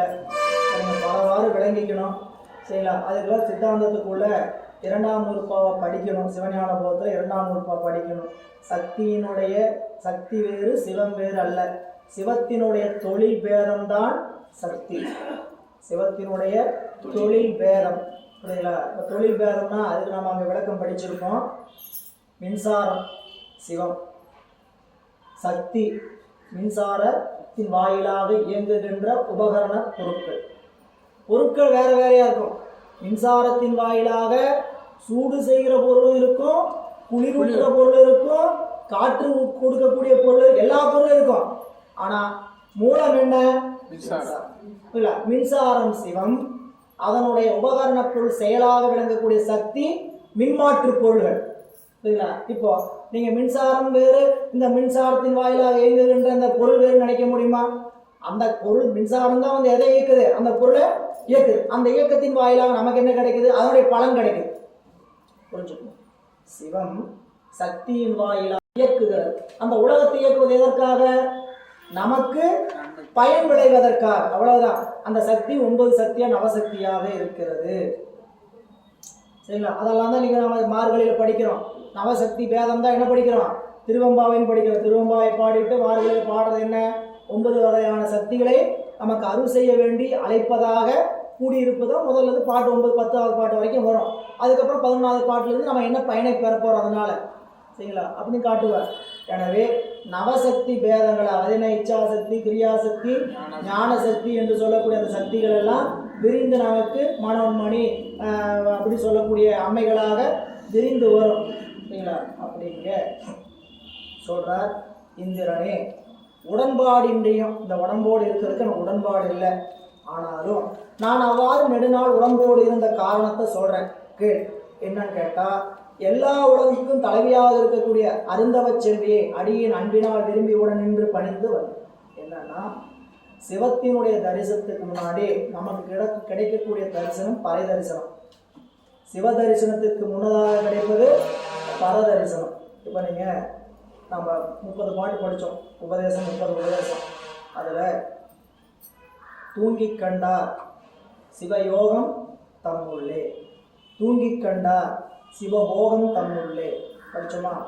அதில் சிவயோகம் என்பது சக்தி தரிசனம், சிவபோகம் என்பது சிவ தரிசனம். யோகம்னா அந்த பொருளோடு கூடி அனுபவிக்கின்ற நிலை தெரிந்து கொண்டு இருக்கும். போகம்னா அனுபவிக்கின்ற நிலை தெரியாத அனுபவம் மட்டும் இருக்கும். யோகம் வேறு, யோகம்னா கூடுவது, போகம்னா அனுபவிப்பது. இல்லை, யோகத்தில் கூடி நிற்கும் போது அறிவு சில நேரம் நிகழும், போகத்தில் அது நிகழாது. புரியல? இதெல்லாம் அந்த 10ஆம் நூற்பாவில் சிவயோகமும் 11ஆம் நூற்பாவில் சிவபோகமும் சொன்னாலும் படித்தோமா? படிச்சிருப்பீங்க அப்படின்னு நினைக்கிறேன். சிவயோகம் சிவபோகம் ஏன்னு கேட்டிங்கன்னா, அங்கே இருக்கிறது தான் இங்கே இருக்குது. இது நல்லா விளங்கணும். இங்கே இருக்கிறது தான் அங்கே இருக்குது. சிவஞான போதம் அப்படின்னா அது சித்தாந்தம் சாஸ்திரம்னா மூலர் திருமூலர் அதை தோத்திரமாகவும் வச்சிருக்கிறார், சாஸ்திரமாகவும் வச்சிருக்கிறாரு, தோத்திரமாக வச்சிருக்கிறார். மீண்டும் மீண்டும் உங்களுக்கு உற்சாகம் தர மாதிரி ஒரு சொல்கிறேன். இதெல்லாம் தெரியலேன்னு பயந்துக்க வேண்டாம், இதெல்லாம் புரியலையேன்னு கவலைப்பட வேண்டாம், சரிங்களா? நமக்கு எதை புரியணும், எதை தெரிய வைக்கணும்னு இறைவன் முடிவு பண்ணி வச்சிருப்பார். அவர் உரிய காலத்தில் தேவையானது என்ன பண்ணுவாருங்க, டோசேஜாக கொடுத்துக்கிட்டே இருப்பார். ஒவ்வொரு பாயிண்ட்டாக டோசேஜ் என்ன பண்ணிருப்பார், ஏற்றிக்கிட்டே இருப்பார். போனமே ஒன்றுமே போய் மாட்டேங்குது, 2 வகுப்பு பெட்டி பார்த்துட்டு உடனே என்ன பண்ண முடியுது, சுபத்தலை தான் சுத்த உள்ள போய் உட்காந்தா அப்படின்னு நினச்சலாம் என்ன பண்ணக்கூடாது, பயந்துக்கூடாது. ப்ரெசன்ஸ் ரொம்ப அவசியம். இந்த இடத்துல இருக்கிறதே பெரிய வாய்ப்பு இல்லை, நாம் அப்படித்தான் நீங்கள் நினைக்கணும். ஏன்னா இந்த நூலையெல்லாம் படிக்கிறதுக்கோ கேட்குறதுக்கோ சொல்கிறதுக்கோ நமக்கு அறிவு இல்லை, அருள் மட்டும்தான் இருக்குது. இறைவனுடைய திருவருள் முன்னிக்குது, நம்ம என்ன பண்ணுறோம், படிக்கிறோம், சரிங்களா? ஏன்னா இங்கே வகுப்பு எப்படி நடக்குதுன்னு போன வாரம் கூட ஐயா கேட்டேன். வண்டியில் போகும்போது என்னப்பா நடக்குது, அது அருள் முடிச்சுட்டு அவங்க போவேப்பா, திருமந்திரம் எப்படிப்பா போகுதுன்னு கேட்குறாரு. அதனால் பெரியவங்களுடைய நினைப்புகளெல்லாம் நம்ம வகுப்பு இருந்து கொண்டு இருக்குதுன்னு நீங்கள் நினச்சிக்கிட்டே இருக்கணும். அவங்க எத்தனையோ பணிக்கடையில் இப்படிலாம் ஒரு வகுப்பு இங்கே நடத்திட்டு இருக்கிறாங்க அப்படின்னு நினைக்கிறாங்க, அதையெல்லாம் நினைந்து பார்க்கணும். அதனால் அவர் ஏன் இங்கே இருந்தார்னா, இறைவன் அப்படி இருக்க செய்தான்னு சொல்கிறார். இந்த இடத்துல இருந்ததுக்கு காரணம் இறைவன். நான் ஏன் அந்த திருவாவடுதுறையில் இருந்தேன்னு கேட்டால், இறைவன் என்னை எவ்வாறு இருக்க செய்தார். சதாசிவம் தத்துவம் முத்தமிழ் வேதம் நிதாசனியாதிருந்தேன் நின்ற காலம் இதாசனியாயிருந்தேன் மனம் நீங்கி உதாசனியாது உடனே உணர்ந்தோமால். பாடல்ல சதாசிவம் தத்துவம் முத்தமிழ் வேதம் 2வது வரி முதல் பொருள் செய்யணும். மிதாசனியாதிருந்தேன் நின்ற காலம், அதாவது மிதாசனியாதுனா இறப்பு தோன்றாது இருத்தல். மிதாசனியாது என்றால் இறப்பு தோன்றாமல் இருந்தார். எதுக்கு இருந்தார்? இறப்பு தோன்றாதவனாய் இருந்து வாழ்ந்த காலம் முழுதும் எனக்கு என்ன இல்லை, உலகத்தில் விருப்பம் இல்லை. இதாசனியாதிருந்தேன் மனம் நீங்கி. 2வது 3வது வரி எடுக்கணும். 2வது வரியை முதல் வரியை எடுத்துக்கணும் பொருள் செய்யறதுக்கு. 3வது வரியை 2வது வரியாக பொருள் செய்யணும். முதல் வரி என்ன சொல்றாரு, இறப்பு தோன்றாம இந்த உலகத்தில் நான் இருந்தேன். அப்படிப்பட்ட காலம் முழுக்க நான் உலகத்தில் விருப்பம் இல்லாமல் இருந்தேன். முதல் வரியில 2வது வரியில நான் இந்த உலகத்தில் இறப்பு தோன்றாதவனாய் இருந்தேன். 3வது வரியில அப்படி இருந்த காலம் முழுக்க நான் அந்த உலகத்துல விருப்பம் தோன்றாது இருந்தேன். இதாசனியாது இருந்தேன் மனம் நீங்கி. அப்படி இருந்து முதல் வரைக்கும் வந்துடணும். சதாசிவம் தத்துவம் முத்தமிழ் வேதம் உதாசனியாவது உடனே உணர்ந்தவன். ஒரு அருமையான கருத்துங்க. திருமூலருக்கு இந்த உலகத்தில் 3000 ஆண்டுகள் யோகத்தில் இருந்தாலும் படிக்கிறோம். அப்படி 3000 ஆண்டுகள் இருந்தவர் இந்த உலகத்தில் விருப்பத்தோடு இருந்தாரா? இல்லை. அப்புறம் ஏங்க இருந்தீங்க? சரி இருந்தீங்க, அப்படிதான் இருந்தீங்க. இந்த நூலெல்லாம் படித்து ஏன் சொன்னீங்க? சரிங்களா, இந்த நூலெல்லாம் படித்து ஏன் சொன்னீங்க அப்படிங்கிறதுக்கு முதல் வரியும் 4வது வரியும் காரணத்தை சொல்கிறார். சதாசிவம் தத்துவம் முத்தமிழ் வேதம் உதாசனியாது உடனே உணர்ந்தோமால். அவ்வாறு இருக்கும் பொழுது சிவபெருமானுடைய ஐந்தொழில் நிலை, பொறுப்பெற்றி பொருட்தன்மை, தமிழ்மொழி, வேதம் என்னும் இவைகளை உறக்கணியாது விருப்பத்துடன் கற்று உணர்ந்தேன். எனக்கு உலகத்துல விருப்பம் இல்லை இருக்கிறதுக்கு, உலகத்துல விருப்பம் இல்லை. அப்படி இந்த உலகத்துல இருந்தபோது உலகத்துல விருப்பம் இல்லாம இருந்தோம். நான் என்ன செஞ்சுட்டு இருந்தேன் தெரியுங்களா? சிவபெருமானை பற்றியும் அவனுடைய ஐந்தொழிலை பற்றியும் தமிழ் வேதங்களை பற்றியும் கற்றுக்கொண்டு இருந்தேன், உணர்ந்து கொண்டு இருந்தேன். இப்போ நாம் பேச்சு வச்சுக்கலாம். சரிங்களா? அருள் பெற்றாச்சு. அருள் பெற்றாச்சு என்னங்க? போய் நம்ம இறைவன் கேட்டால் எதை வேணா கொடுப்பார். சரிங்களா? அப்படி ஒரு வாய்ப்பு நம்மளுக்கு கிடைச்சிச்சு வச்சுங்க. பெருமானை போய் நான் என்ன பண்ணுறேன், இதுக்கு மேலே படிக்கணுமா? கற்பனை. இறைவன்கிட்ட போய் சாமி அதை கொடுங்க அப்படின்னு கொடுத்துட்டார். எதை கேட்டாலும் கொடுக்குறாரு. இதுக்கு மேலே நான் திருமுறை படிக்கணுமா, சித்தாந்தம் படிக்கணுமா, தவத்தை நிற்கணுமா? ஏன் இப்படி எதை கேட்டாலும் கொடுக்குறாரு. அதெல்லாம் எதுவும் செய்யணும் அப்படின்னு நினச்சிங்கன்னா, அப்படி நின்னோம்னா அன்னைக்கு இருக்கிறதும் போயிடும். எல்லாம் புஷ்ஷுன்னு காற்று பிடிக்கோட பலன் மாதிரி வெள்ளம் போயிடும். தவத்தை செய்து கொண்டே இருக்கணும். புரியுங்களா? தவத்தில் கொஞ்சமோட குறையவே கூடாது. நமக்கு அந்த வழிபாட்டை செய்ய உணர்வு மேலோங்கி நம்ம ஒரு நல்ல ஆனந்தத்தை சில நேரம் அனுபவிப்போம். சரிங்களா? இது கிடைக்குதுன்ட்டு வழிபாட்டை எதையாவது என்ன பண்ணிடக்கூடாது, டியூன் பண்ணிடக்கூடாது. சரி நம்ம அதை எங்கே போய் நின்னாலும் நம்மளுக்கு கிடைக்குது அப்படின்னு நினச்சிட்டு இதெல்லாம் நாளோடைய வரலாற்றில் நீங்கள் விரிவாக பார்க்கலாம். சரிங்களா? முதல் பதிகத்திலேயே முதல் எடுத்தோடனே மீரா நம்பியார் சுந்தரமூர்த்தி நாயனாருக்கு யார் காட்சி கொடுத்தாச்சு? சாமி திருவண்ணூரில் காட்சி கொடுத்தாரு. பதிகம் பாடினாரு, பதிகம் பாட சொன்னார், பாடினாரு. பாடி முடித்தோடனே இது போல் பல்லாறு நம் புகழ் உலகில் பாடுக, இது போல் என்னுடைய புகழ உலகில் பாடுன்ட்டார். உனக்கு இந்த மனக்கோலத்திலே இருட்டார். எப்படி ஆட்கொண்டாரோ அந்த மனக்கோலத்திலே இரு. இதுக்கு ஏதாவது குறைவு வந்தால் உனக்கு நான் உடனே தரேன், நீ கேட்கறதெல்லாம் நான் தரேன்னு சொன்னதுக்கப்புறம் 100 பதிகம் பாடியிருக்கிறார். 100 பதிகம் ஒவ்வொரு கோயிலாக போய் 100 பதிகம் பாடியிருக்கிறார். போய் பெருமாட்ட தவத்தை குடுசாமி, உன் திருவடியை குடுசாமி அப்படின்னு கேட்டுக்கிட்டே இருந்திருக்கிறார். ஏன் அதான் கொடுத்தாச்சு, ஏற்கனவே பார்த்தாச்சு, பார்த்தோன்னே எல்லாம் நீ வேணுங்கிறப்ப கேட்கறதெல்லாம் கொடுத்தாருன்னு இவரை போய் ஏன் கும்பிடணும்? இவரை போய் கோயிலில் போய் ஒவ்வொரு கோயிலாக வாழ அலையணும். தவத்தை ஒருபோதும் வழிபாட்டை குறைத்து கொள்ளவே கூடாது. எப்போ வழிபாட்டை குறைச்சிக்கிறோமோ அப்போ நம்ம அறிவில் அறியாமை வந்து தங்கிவிடும். இதை நல்லா அறிவில் ஆழமாக பதிய வைங்க. சிவஞான சித்தியாரில் பாசிபடு குட்டத்தில் கல்லினை விட்டு எரிய படும்போது அகலும் மீண்டும் பறக்கும். நல்லா பாசி நனைஞ்சிருக்கிற குளத்துல, எளிமையான உதாரணம், நல்லா பாசி நனைஞ்சிருக்கிற குளம், ஒரு கல் எடுத்து தூக்கி போட்டீங்கன்னா அப்போதைக்கு இந்த பாசி என்ன ஆகும்? அதுபோல அரணடியை நினைக்கும் போது நம் அறியாமை அகலும். எப்ப அரணடியை மறக்கிறீங்களோ, எப்படி பாசி மூடிச்சோ அப்படி வந்து மீண்டும் அறியாமை பற்றி கொள்ளும். அப்போ நினைந்து கொண்டே இருக்கணும். வாய்ப்பு கிடைச்ச நேரம் முழுக்க அவனை நினைந்து கொண்டு. ஏன் நினைக்கணும்னு கேட்டீங்கன்னா, யாருக்கெல்லாம் மீண்டும் இந்த உலகத்துல துன்பப்படக்கூடாதுங்கிற விருப்பம் இருக்கோ அவங்க மட்டும் நினைச்சா போதும். யாருக்கு இங்க வந்து கட்டாயம் கிடையாது. ஆப்ஷன்ஸ் என்ன ஆப்ஷன் கேட்டா, இனிமேல் இந்த உலகத்தில் நாம் பிறப்பெடுத்து துன்பப்படவே கூடாதுன்னு நினைக்கிறவங்க மட்டும் என்ன பண்ணணும்? இறைவனை வாய்ப்புள்ளும் போதெல்லாம் நினைச்சுக்கிட்டே இருக்கணும். சரிங்களா? நமக்கு அறிவில் விருப்பம் வரும். நமக்கு விருப்பம் வந்தாவே அது வாய்ப்பு நேரம் கிடைக்காது. நல்லா கவனிங்க. எனக்கு விருப்பம் இப்போ எப்படிப்பட்ட விருப்பம்? இறைவனை நேரம் நினைச்சுக்கிட்டு இருக்குன்னு விருப்பம். அப்படி நம்ம நினைப்பு அப்படி இருந்தாலும் இறைவன் கொடுக்கணுமே என்ன நினைக்கிறதுக்கு.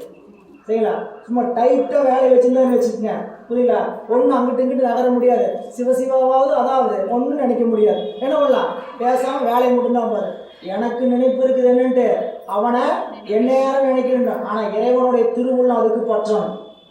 எவ்வளவு அதில் வேலை இருக்குது நாம் நினைக்கணும். உடம்பு ஒத்துழைக்க மாதிரி சாமி கொடுக்கணும். பின்னாடி சொல்ல போகிற ஒரு 5-6 பாட்டில் நாம் செய்கின்ற தவத்திற்கு தகுந்த உடம்பை இறைவன் கொடுக்கணும். இல்லை, ஏன்னா எல்லாருமே செஞ்சிடலாம். என்னன்னு திருப்பணின்னு செய்ய ஓடிடலாம், திருப்பணி செய்யறேன்ட்டு ஆசைப்படலாம். எல்லாருமே செஞ்சிட முடியுமா? முடியாது. ஏன் முடியாது? எங்கேயாவது ஒரு பிரேக் வந்துடும், புரியுங்களா? ஒன்றா பணம் கிடைக்காது, புரியுங்களா? பணம் கொடுக்குறக்கு ஆள் இருப்பாங்க, மாலை போடணும்னு கழுத்தை நீட்டி மாலை வாங்குவாங்க, போச்சு அவ்வளோதான். சரிங்களா? ஒரே பாராட்டுவாங்க. அதில் மயங்கி நின்னாங்களா அவங்க அங்கேயே அடிபட்டு போயிடுவாங்க. இதுக்கெல்லாம் எதுக்குமே சிக்காமல் இருக்கிறவங்க தான் நம்ம ஐயா, புரியுங்களா? ஏன் கேட்டிங்கன்னா விருப்பத்தில் தன்னுடைய வாழ்க்கையோ தன்னுடைய குடும்பமோ தன்னுடைய செயலோ எதையும் நினைப்பதில்லை. இறைவனுடைய அர்ப்பணி என்ன, அதுக்கு மட்டும் வாய்ப்பு. சரி, அந்த பணியை செஞ்சோட அதுக்கான பயனோ பாராட்டோ நமக்கு வருமே அப்படின்னு திரும்பி எதிர்பார்ப்பு வரும்னு கேட்டால் அதையும் நினைக்க மாட்டாங்க. அதனால திருவள்ளுவர் நான் நினைச்சு வேக்கிறது உண்டு. சரிங்களா? 2 நாள் 3 நாள் தொடர்ச்சியாக பயணம் செஞ்சாவே உடம்பு தாங்க மாட்டேங்குது. அங்கிட்டு இங்கிட்டும் நேரம் பார்க்காம போயிட்டு வந்துக்கிட்டு இருக்கு. ஏன்னா கூட சில நேரம் பயணிக்கும் போது தான் தெரியும். போன வாரம் செவ்வாய்க்கிழமை அம்மாப்பேட்டையில் மார்கழி உற்சவம் முதல் நாள் சொற்பொழி வையாவும். சரிங்களா? 7 மணிக்கு தொடங்கி 9 மணிக்கு முடியும்னாங்க. கொடுத்ததே 7:30 மேலே தான் கொடுத்தாங்க. 9:30 முடிஞ்சது. சாப்பிட்டு நான் போய் அருள் முடிச்சுட்டு அங்கே போகிறேன், சேலம் போகிறேன். அங்கே அவங்க கூட திரும்பி போகிறக்காக போகிறேன். போகும்போது 9:30க்கு முடிச்சு 10 மணிக்கு புறப்படுறோம். லட்சுமி நகருக்கு வரும்போது 11:15. சரிங்களா? அதுக்கப்புறம் என்ன பண்ணுறது, திருப்பூர் போகிறேங்கிறார். அங்கே வந்து வாகனம் நிற்கிது. அதுக்கப்புறம் திருப்பூர். ஏன் அவ்வளோ அவசரம் திருப்பூர் போகணுங்க? வீட்டில் பவானி தான், வீடு பக்கத்துலேயே இருக்குது. பவானி தங்கி காலை தூங்கி எழுந்திரிச்சு போகலாமேன்னா காலையில் ஒரு பணி அழைக்கிறது போகணுன்னு பாக்குறாங்க. சரி, இப்போ தூக்கம் கட்டுறாங்க, உடம்பு பயணிக்கு.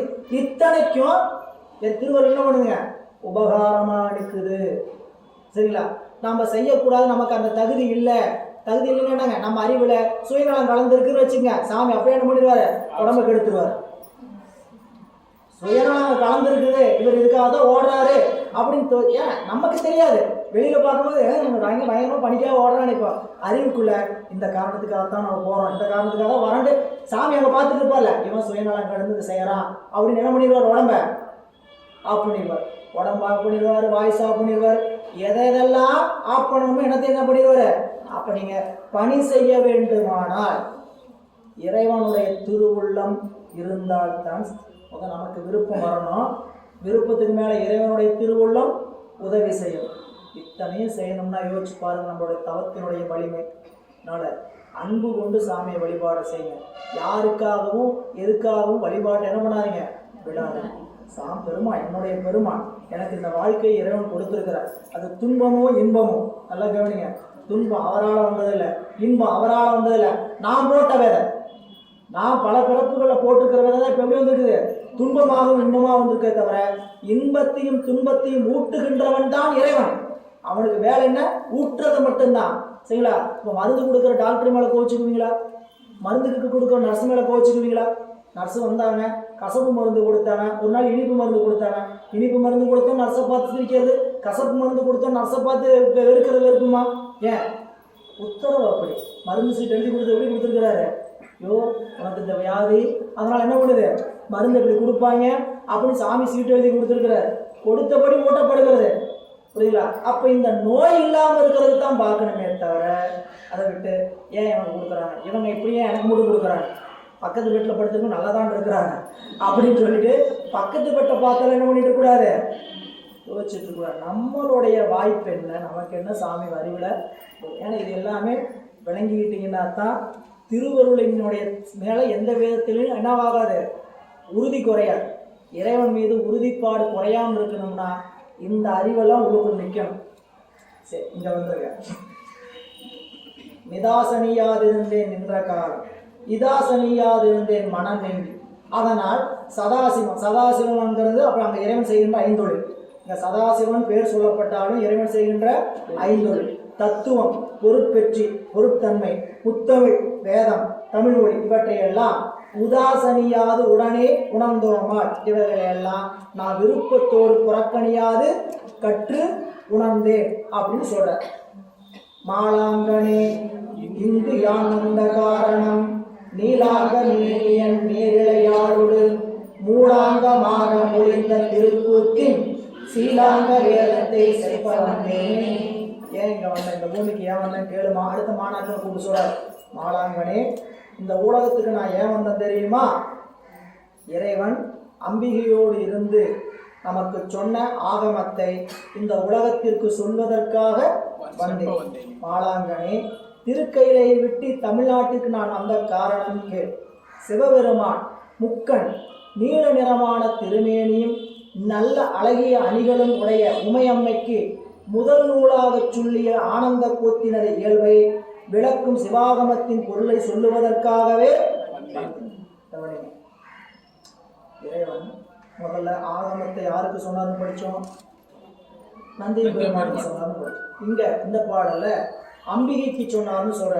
ஏன்னா இறைவன் ரெண்டு வகை ஆகமத்தை ரெண்டு வகையா சொல்லல. ஆகமத்தை இருவேறு காரணத்திற்காக சொன்னார். அதை சொல்லும் பொழுது எல்லா தேவர்களையும் பொதுப்பட வைத்து கூறியதற்கு பேர் வேதம். இறைவன் நந்தியம் பெருமானுக்கு உணர்த்தியது ஆகமம். சிவா அந்த நால்வருக்கு உணர்த்தியது, அந்த முனிவர்களுக்கு உணர்த்தியது வேதம். அந்த வேதத்தில் என்ன சொல்லப்பட்டிருக்குன்னு கேட்டீங்கன்னா, எல்லா தேவர்களையும் பொதுப்பட வைத்து கூறிய நூலுக்கு பேரு வேதம். அது மட்டும் இல்லாம சிவபெருமானை மட்டுமே சிறப்பாக வைத்து சொல்லப்பட்டது ஆகமம். இல்லை, அப்படிப்பட்ட ஆகமத்தை நந்தியம் பெருமானுக்கும் உமையம்மைக்கும் தான் நேரடியாக உணர்த்தினார். சரிங்களா? அதனால தான் நம்ம திருவாசகத்தில் மண்ணு மாமலை மகேந்திர மலனில் சொன்ன ஆகமம் தோற்றுவித்தருளையும் பாருங்க. திருவாசகத்தில் மணிவாசர் குறிப்பு தரார். மண்ணு மாமலை மகேந்திர மலை, மகேந்திர மலையில சொன்ன ஆகம், ஏற்கனவே திருக்கைலாயத்தில் சொன்ன ஆகமத்தை மகேந்திர மலையில மறுபடியும் சாமி என்ன பண்ணாங்க, தோற்றுவித்து அருளினார் அப்படிங்கிற ஒரு குறிப்பை தர. அப்ப இங்க சொல்கிறார், எனவே சிவபெருமான் தான் ஒருவனையே முதல்வனாக வைத்து கூறிய வேதம் என சிவபெருமான் கூறிய வேதங்கள் 2, அவற்றில் முன்னதை முனிவர் நால்வருக்கும் பின்னதை உமையமைக்கும் கூறினான் எனவும் கூறப்படவற்றுள் பின்னதாகிய வேதம் எதுன்னு கேட்டீங்கன்னா, இந்த பாடல்ல கவனம் பாருங்க. மாலாங்கனே இங்கு யான் வந்த காரணம் நீலாங்க மேனியன் பெருமான் சிவபெருமான் அவளோடு நேரிழையாள் அம்பிகை மூலாங்கமாக நேரிழையாளோடு மூலாங்கமாக மொழிந்த திருக்கூத்தின் சீலாங்க வேதம். சீலாங்க வேதம் அந்த அதுக்கு அடைமொழி ஏன் கொடுத்திருக்கிறார்? வேதம் நினைச்சு கூடாது. வேதத்தை அம்பிகைக்கு சொல்லல, அம்பிகைக்கு சொன்னது ஆகமத்தை. அது என்ன ஆகமம்னு சொல்லாம எப்படி சொல்லியிருக்காங்க கேட்டீங்கன்னா, திருக்கூத்தின் சீலாங்கம வேதம். அந்த திருக்கூத்தின் சீலாங்கம வேதம் என்னன்னா சிவாகமம். சிவாகமத்தை சொல்வதற்காகத்தான் நான் இங்க வந்தேன். அவர் வந்த காரணத்தை சொல்கிறார். நேரிழை ஆவாள் நிர் அதிசய ஆனந்தம் பேருடையாள் என் பிறப்பறுத்து ஆண்டவள் சீருடையாள் சிவன் ஆவடு தன் துறை சீருடையாள் பதம் சேர்ந்திருந்தேனே. சரி, இந்த உமையம்மைன்னு சொல்பவள் நமக்கு என்ன அருளை செய்கிறார், அவள் எப்படிப்பட்டவள் அப்படின்னு கேட்டா, உமையம்மை என்று சொல்லப்படுபவள் வரம்பில் இன்பமாகின்ற பெருமையை உடையவள்.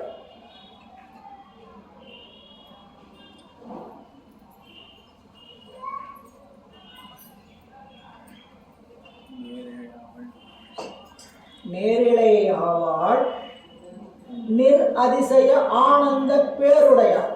இப்போ நீங்கள் ஒன்று புரிஞ்சுக்கிட்டீங்கன்னா, சிவபெருமானுக்கும் சக்திக்கும் பேதம் இல்லை அப்படின்னு நினச்சிக்கிடுவீங்க. என்னன்னு கேட்டிங்கன்னா, நேரிழையாவாள் அம்பிகையாக இருக்கக்கூடிய உமையம்மையாவாள் நிர் அதிசய ஆனந்த பேருடைய. நிர் அதிசய ஆனந்தம்னா வரம்பில் இன்பம். இறைவனுக்கு 8 குணம். நீங்கள் திருக்குறள் படிச்சீங்கன்னா அது 8 குணம். என் குணத்தான் தாளை வணங்கா தலை. இந்த 8 குணம் என்ன?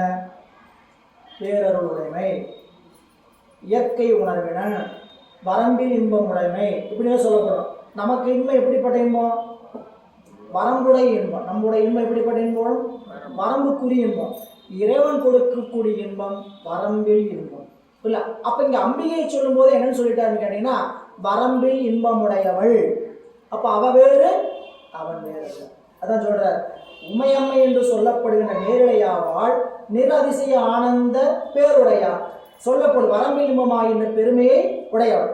அவள் என் பிறப்பறுத்து ஆண்டவள், என்னை பிறப்பறுத்து வீடு வேறு தந்து என்னை ஆட்கொண்டவள். அப்ப அவங்க வீடு வேறு அடைஞ்ச நிலையிலிருந்து தான் மறுபடியும் கீழே வந்திருக்காங்க. அப்புறம் வீடு வேறுனா இந்த உடம்பை விட்டு எங்கேயோ சிவபெருமான் இருக்கிறார் அங்கே போய் அடையிறதா வீடு வேறு அல்ல. சரிங்களா? விடுதல் பெறுதல். எதை விடுதல்? உலகத்தை விடுதல். பெறுதல் சிவத்தை பெறுதல். அதுக்கு பேர் தான் வீடு வேறு.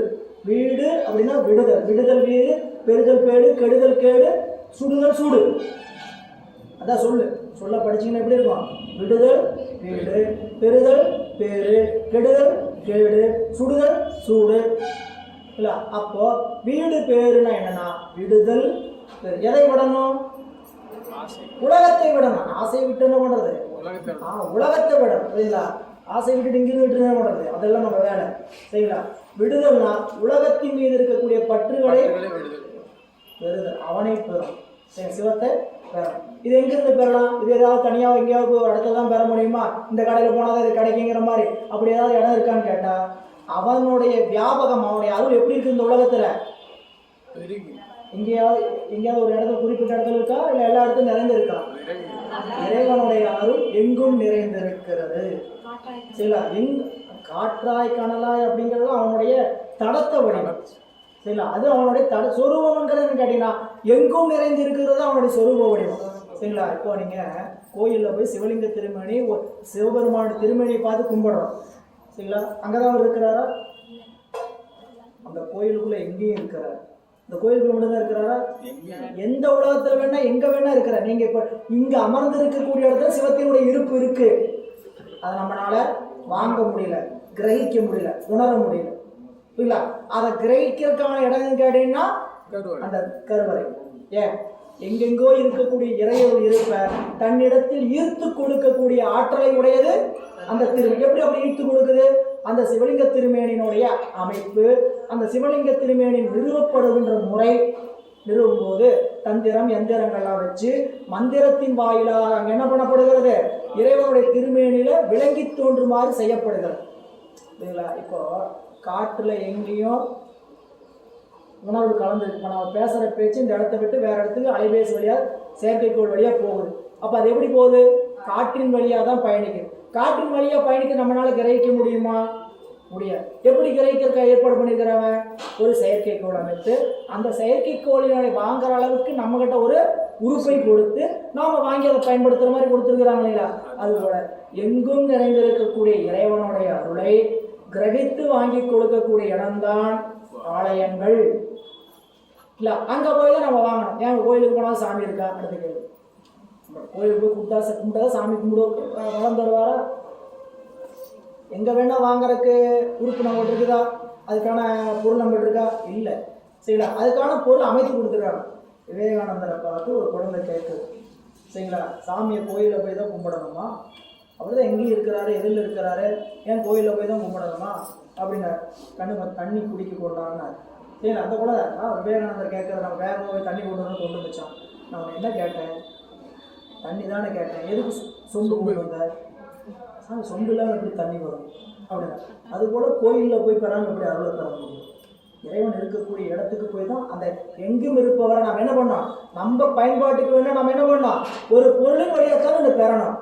இல்லை அவ்வளவு. அதுதான் நீங்கள் ஒரு விஷயத்தை ஏன்னு கேட்டீங்கன்னா, நீங்கள் நாத்திகம் பேசிக்கிட்டு தர்க்கம் பேசி என்ன பண்ணுறாங்க? கோயிலுக்குள்ள தான் சாமி இருக்கிறாரா? கோயிலுக்குள்ள போய் தான் கும்பிடணுமா அப்படிலாம் கேட்குறோம். சரி, அதெல்லாம் அறியாமை. பெறணும்னா அங்கே தான் போயிடணும். பெறதுக்கான எல்லா வகையான வாய்ப்பும் நம்மகிட்ட உருவாயிடுச்சுன்னா எங்கே இருந்தாலும் சந்நிதி நமக்கு. ஐயா சொன்ன மாதிரி சந்நிதிங்கிறது எங்க? நாம் எங்கே நிற்கிறோமோ அந்த இடத்துல சந்நிதியை உணரலாம். அந்த அளவுக்கு நம்மகிட்ட கெப்பாசிட்டி வேணும். வந்தால் எங்கே பார்த்தாலும் என்ன பண்ணிக்கலாம்? சிவத்தினுடைய அந்த உணர்வை நாம் பெற்றுக்கொள்ளலாம். இப்படி சொல்ற நேரிழையாவாள் நிரதிசய ஆனந்த பேருடையாள் என் பிறப்பறுத்தாண்டவள் சீருடையாள் சிவன் ஆவடுதன் சீருடையாள். அவள் அழகியவள், சிவன் ஆழ்வடுதுறையை சேர்ந்திருக்கக்கூடிய தன்மை உடையவள். அவளுடைய பதம் சேர்ந்து இருந்தேனே சேர்ந்திருந்தேன் சிவமங்கை தன் பங்கனை சேர்ந்திருந்தேன் சிவன் ஆவடு தந்துரை சேர்ந்திருந்தேன் சிவபோதியின் நிழலே சேர்ந்திருந்தேன் சிவநாமங்கள் ஓதியே. நான் அவளுடைய சிவமங்கையாகிய திருவாவூரில் இருக்கக்கூடிய ஒப்பிலாமலை அம்மை பேர் தெரிஞ்சுங்க. அவர் அந்த திருத்தலத்தில் இறைவனுடைய அருளை பெற்று நிற்கிறதுனால அந்த பேரை பயன்படுத்துகிறார். அதனால நீ சேர்ந்திருந்தேன் சிவமங்கை தன் பங்கனை. சிவமங்கை திருவாவூரில் இருக்கக்கூடிய அம்பிகையினுடைய பாகனாக இருக்கக்கூடிய மாசிலாமணீஸ்வருடைய திருவடியை சேர்ந்திருந்தேன். அந்த சிவன் ஆவடுதன் துறை சேர்ந்திருந்ததுனால அங்க எங்க சேர்ந்திருந்தேன்? சிவபோதியின் நீழல் கீழ். அந்த போதி எப்படிப்பட்டது? நீங்க போதி மரத்துக்கு கீழே தான் புத்தர் ஞானம் பெற்றார். சரிங்களா? அந்த போதி மரம் என்னது? அரச மரம். அந்த அரச மரமும் அரச மரம் தான். இங்க இருக்கக்கூடிய திருவாவூடுதல் இருக்கக்கூடியதோ அரச மரம் தான். புரியல? நீங்க அவர் அங்க பெற்ற ஞானம் சூன்ய ஞானம். அவரு சிவபோதி அங்க அரச மரத்துக்கு கீழே பெற்ற ஞானம் சூன்ய ஞானம். புரியல? இவர் அந்த ஞானத்திலிருந்து வேற ஞானம் பெற்றன்னு சொல்லுங்க. என்ன சொல்றாருங்க? சிவபோதியின் நீழல் கீழ் சிவஞானத்தை பெற்றேன், சூன்ய ஞானத்தை பெறல. அதை படிக்கிறதுனா முதல் நூற்பாவில் சிவஞான மாபாடியும் தெரிந்து கொள்க. பாருங்க, அப்படி சேர்ந்திருந்த நான் சிவஞானம் சிவநாமங்கள் ஓதிதான் இதை பெற்றேன். அந்த ஞானத்தை எப்படி பெற்றேன்? சிவஞானங்கள் ஓதி பெற்றேன். இருந்தேன் காயத்தை எண்ணிலி கோரி இருந்தேன் ராப்பகல் அற்ற இடத்தே இருந்தேன் இமையவர் ஏற்றும் பதத்தே இருந்தேன் என்னை நன்றி இணையடிக்கிறே. இந்த உடம்புல நான் பல்லாண்டுகள் இருந்தேன் இக்காயத்தே எண்ணிலி கோரி. இருந்தேன் ராப்பகலற்ற இடத்தை. நான் எப்படிப்பட்ட இடத்துல இருந்தேன்னு கேட்டீங்கன்னா, அந்த இடத்துல இரவும் கிடையாது பகலும் கிடையாது. இருந்தேன் இமயவிரேத்தும் பதத்தை. அந்த பதம் எப்படிப்பட்ட பதம்னா தேவராலும் வணங்கக்கூடிய பதம். திருமூலர் இருந்த பதம் எப்படிப்பட்டது? தேவர்களும் வந்து வணங்குகின்ற பதத்தை உடையவர். அப்படிப்பட்ட பதத்தை இருந்தேன் என் நந்தி இணையடி கீழே. நான் அப்படி இருந்த இடம் என்னன்னு கேட்டா, என்னுடைய நந்தியம்பெருமானுடைய திருவடி கீழே. நந்தியம்பெருமான் திருவாவூருக்கு வந்தாரா? அவர் வந்து இவன் என்ன சொல்ற, நந்தி இணையடி கீழே இருந்தனா அப்படின்னு என்னன்னு கேட்டா, தன்னுடைய குருநாதனுடைய வியாபகத்துள் தான் அடங்கி நிற்கிறேன். இல்லை, 3 வரி 4 வரியுமே எளிமையான செய்தி தான். ஆனால் அதுக்குள்ள சொல்லக்கூடிய ஒரு செய்தி, இருந்தேன் இக்காயத்தே எண்ணிலி கோடிகள். எப்படி எண்ணிலி கோடிகள் இந்த காயத்துல உடம்புல இருக்க முடியும் அப்படின்னா, இந்த உடம்பு இரவு பகல் என்பது அறியாமையும் அறிவும். இரவு என்பது அறியாமையை சொல்றாரு, பகல் என்பது அறிவை சொல்றார். இன்னொரு வகையில் சித்தாந்த சாஸ்திரத்துல இரவுன்னு என்னதுங்க? கேவல நிலை, பகல்னா சகல நிலை. இந்த ரெண்டையும் கடந்து நான் சுத்த நிலைக்கு போயிட்டேன்னு சொல்றது ராப்பகல் அற்ற இடத்தேன்னு சொல்றார். புரியல? அப்ப ராப்பகல் அற்ற இடம் இங்க அறிவும் அறியாமையும் நீங்கி இருக்கக்கூடிய இடம். அப்படிப்பட்ட இடத்துல இருந்தங்காட்டி சொல்ற எனவே அவ எற்ற இடம் எல்லாம் ராப்பகல் எற்ற இடம், சூரிய சந்திரகளையும் ஏக்கமில்லா இடம். எனவே அந்த இடத்துல நந்தி திருவடிக்கு நான் இருந்தேன். 81. பின்னை நின்று என்னே பிறவி பெறுவது முன்னை நன்றாக முதல் தவம் செய்கிறார். என்னை நன்றாக இறைவன் படைத்தனன் நன்மை நன்றாக தமிழ் செய்யுமாறே. சரி, இப்படி நீங்க இத்தனை கோடி யுகங்கள் 3000 ஆண்டுகள் இருக்கிறேன்னு சொல்றீங்களே, நீங்க இவ்வளவு நாள் இருந்தது எதற்காக அப்படின்னா, என்னை இறைவன் அவ்வாறு இருக்க செய்வது தன்னை நன்றாக தமிழ் செய்யுமாறே. அவர் கொடுத்த ஆகம உபதேசத்தை எனக்கு தமிழ் வெளிப்படுத்தி இந்த உலகுக்கு கொடுக்கறதுக்காக என்னை இந்த உலகத்துல அப்படி இருக்க செய்தார். அப்படி இருக்கிறதுக்கு நான் எப்படி தகுதி பெற்றேங்கிறது முதல் 2 வரி. முன்னை நன்றாக முதல் முயற்சவம் செய்கிறார், பின்னை நன்றாக நின்று எனக்கு என்னே பிறவி பெறுவது. இங்க சொல்ல வந்த கருத்து கவனிங்க. முற்பிறப்புல நல்ல முயல்கின்ற தவத்தை செய்யாதவர் பின்னாடி நல்ல பிறவியை பெறுதல் எவ்வாறு கூடும்? நீங்க ஒரு நல்ல லாபம் சம்பாதிக்கணும், நல்ல பயன் அனுபவிக்கணும், நல்ல அனுபவத்தை பெறணும், நல்ல இன்பமா இருக்கணும். என்ன செஞ்சிருக்கணும்? நேற்று என்ன செஞ்சிருக்கணும்? இன்னைக்கு உட்காந்துட்டே சாப்பிடணும். ஒரு சம்பாத்தியம் இல்லாமல் நல்லா ஜம்முன்னு உட்காந்துட்டு நம்ம இன்னைக்கு சாப்பிடணுங்கிற மாதிரி சூழல் உருவாக்கணும். நாளைக்கு அதுக்கு இன்னைக்கு என்ன பண்ணணும்? நல்லா சம்பாதிக்கணும், நல்லா உழைச்சி வச்சிருக்கணும். புரியல? ஏயா நீ நேற்று நல்லா சம்பாதிக்கவே இல்லை, இன்னைக்கு வந்து என்ன நினைக்கிற, நல்லா சொகுசா வாழணும், நல்லா சௌரியமாக இருக்குன்னு நினச்சினா எப்படி முடியும் அப்படிங்கிறத இங்கே முதல் 2 வரி. முன்னாடி தவத்தை செய்யாதவங்க பின்னாடி எப்படி வந்து அதற்கான பலனை அனுபவிக்க முடியும் சொல்ற. முன்னை நன்றாக முயல்தவம் செய், முற்பிறப்பில் நன்கு முயல்கின்ற தவத்தை செய்யாதவன். நாமெல்லாம் தவம் செய்தவர்களா இல்லையா? நாமெல்லாம் தவம் செய்தவர்களா இல்லையா? செய்தவர்கள். செய்தவர்கள் ஏன் இப்படி செய்தவன் சொல்றீங்க? இங்க வந்து திருமந்திர புத்தகம் கையில இருக்கு, சரிங்களா? இந்த திருமந்திர புத்தகம் கையில இருக்கிற அளவுக்கு தவம் செஞ்சவங்க ஒரு கூட்டம், சரிங்களா? அதை படிச்சுட்டு இருக்கிறேன் நான். அவங்க அதோட 1% கூடிய தவம் உடையவர்கள். எல்லாருமே படிச்சுட்டு இருக்கிறோமா மந்திரத்தை, திருமந்திரத்தை? புத்தகம் இருக்கு, படிக்கிறது இல்லை. புத்தகம் இல்லை, படிக்கிறது இல்லை. 2 வகை. புத்தகம் இருந்து படிக்கிற அளவுக்கு தவம், புத்தகம் இருந்தும் படிக்க முடிகிற அளவுக்கு தவம். நீங்க சொல்றதெல்லாம் ஏதோ எங்களுக்கு கொஞ்சம் கொஞ்சம் நல்லா புரியுது அப்படின்னா அது என்னது? அதுக்கு அடுத்த தவம்.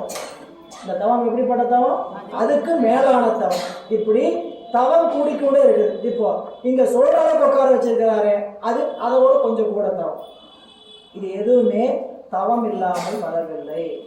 நம்ம அந்த தவத்தை அறிந்தும் செய்யலாம், அறியாமையும் செய்திருக்கோம். நல்லா கவனிக்கணும்.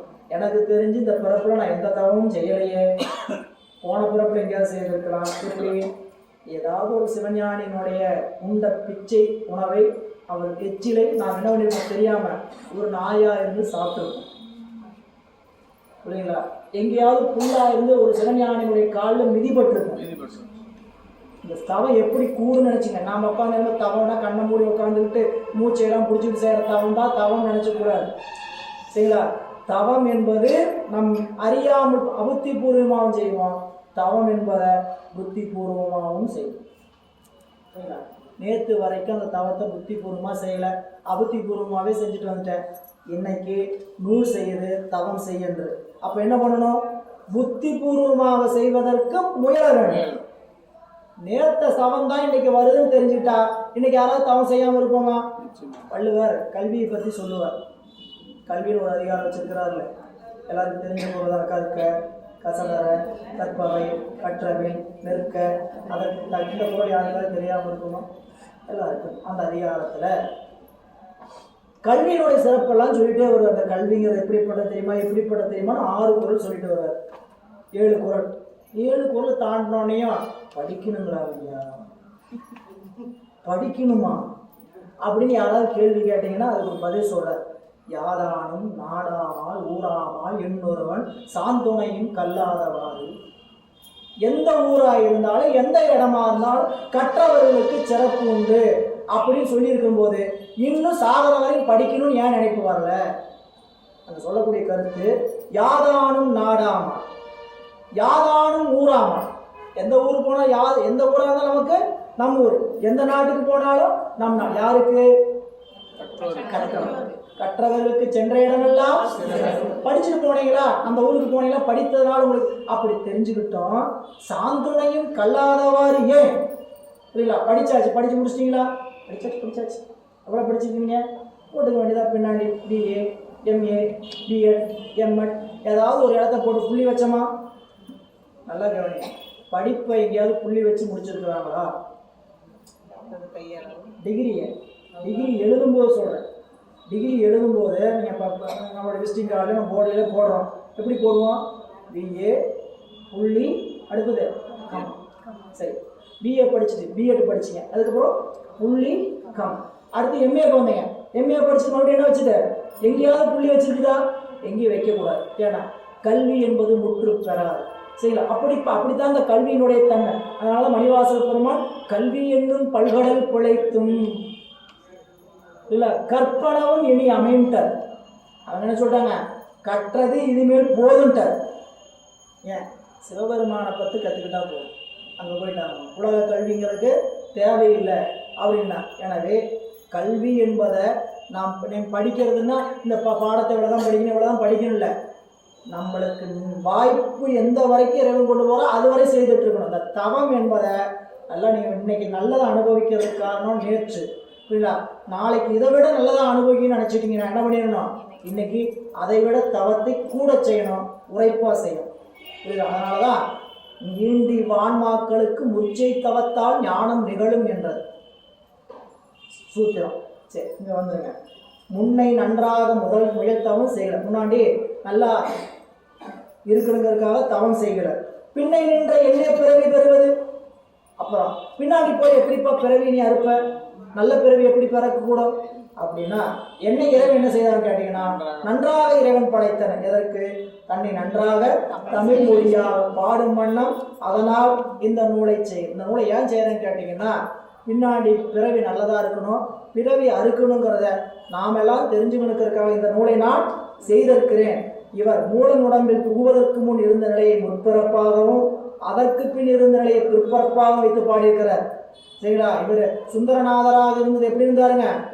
அவர் முத்தராகிய நிலை, பரமுத்தராகிய நிலை. அந்த நிலையிலிருந்து மூலன் உடம்புக்கு வந்ததுதான் முற்பிறப்பு. மூலன் உடம்பிலிருந்து நீங்கி மறுபடியும் திருமூலனாக இருப்பது அவருக்கு பிற்பிறப்பு. எனவே அப்படி காட்டி இந்த நிலை காட்டுறார். ஞான தலைவி நந்தி நகர்வுக்கு ஊனமில் 9 கோடி யுகம் தன்னுள் ஞானப்பாலூட்டி நாதனை அர்ச்சித்து நானும் இருந்தேன் நற்போதியின் கீழே. அதாவது இந்த பாடல நமக்கு ஞான தலைவிதான் நந்தி நகர்வுக்கு, ஞான தலைவி அப்படிங்கிறது அம்பிகை, அம்பியினுடைய நகராகிய சிவநகர்.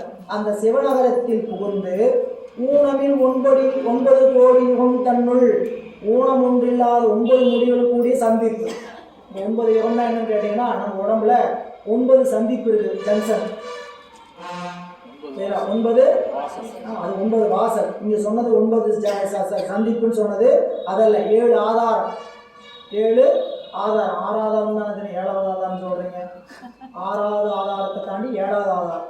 சில மூலாதாரம், சுவாதிஷ்டானம், மணிபூரகம், அநாகதம், விசுத்தி, ஆஞ்ஞை, பிரம்மரந்திரம். இது 7 ஆதாரம். இந்த 7 ஆதாரத்துக்கு அப்புறம் என்னையா இருக்குதுன்னு கேட்டால் விந்து நாதம்ங்கிற அடுத்த முடிவு இருக்கு. இந்த விந்து நாதம் கடந்த முடிவுக்கு பேர் தான் சிவம்.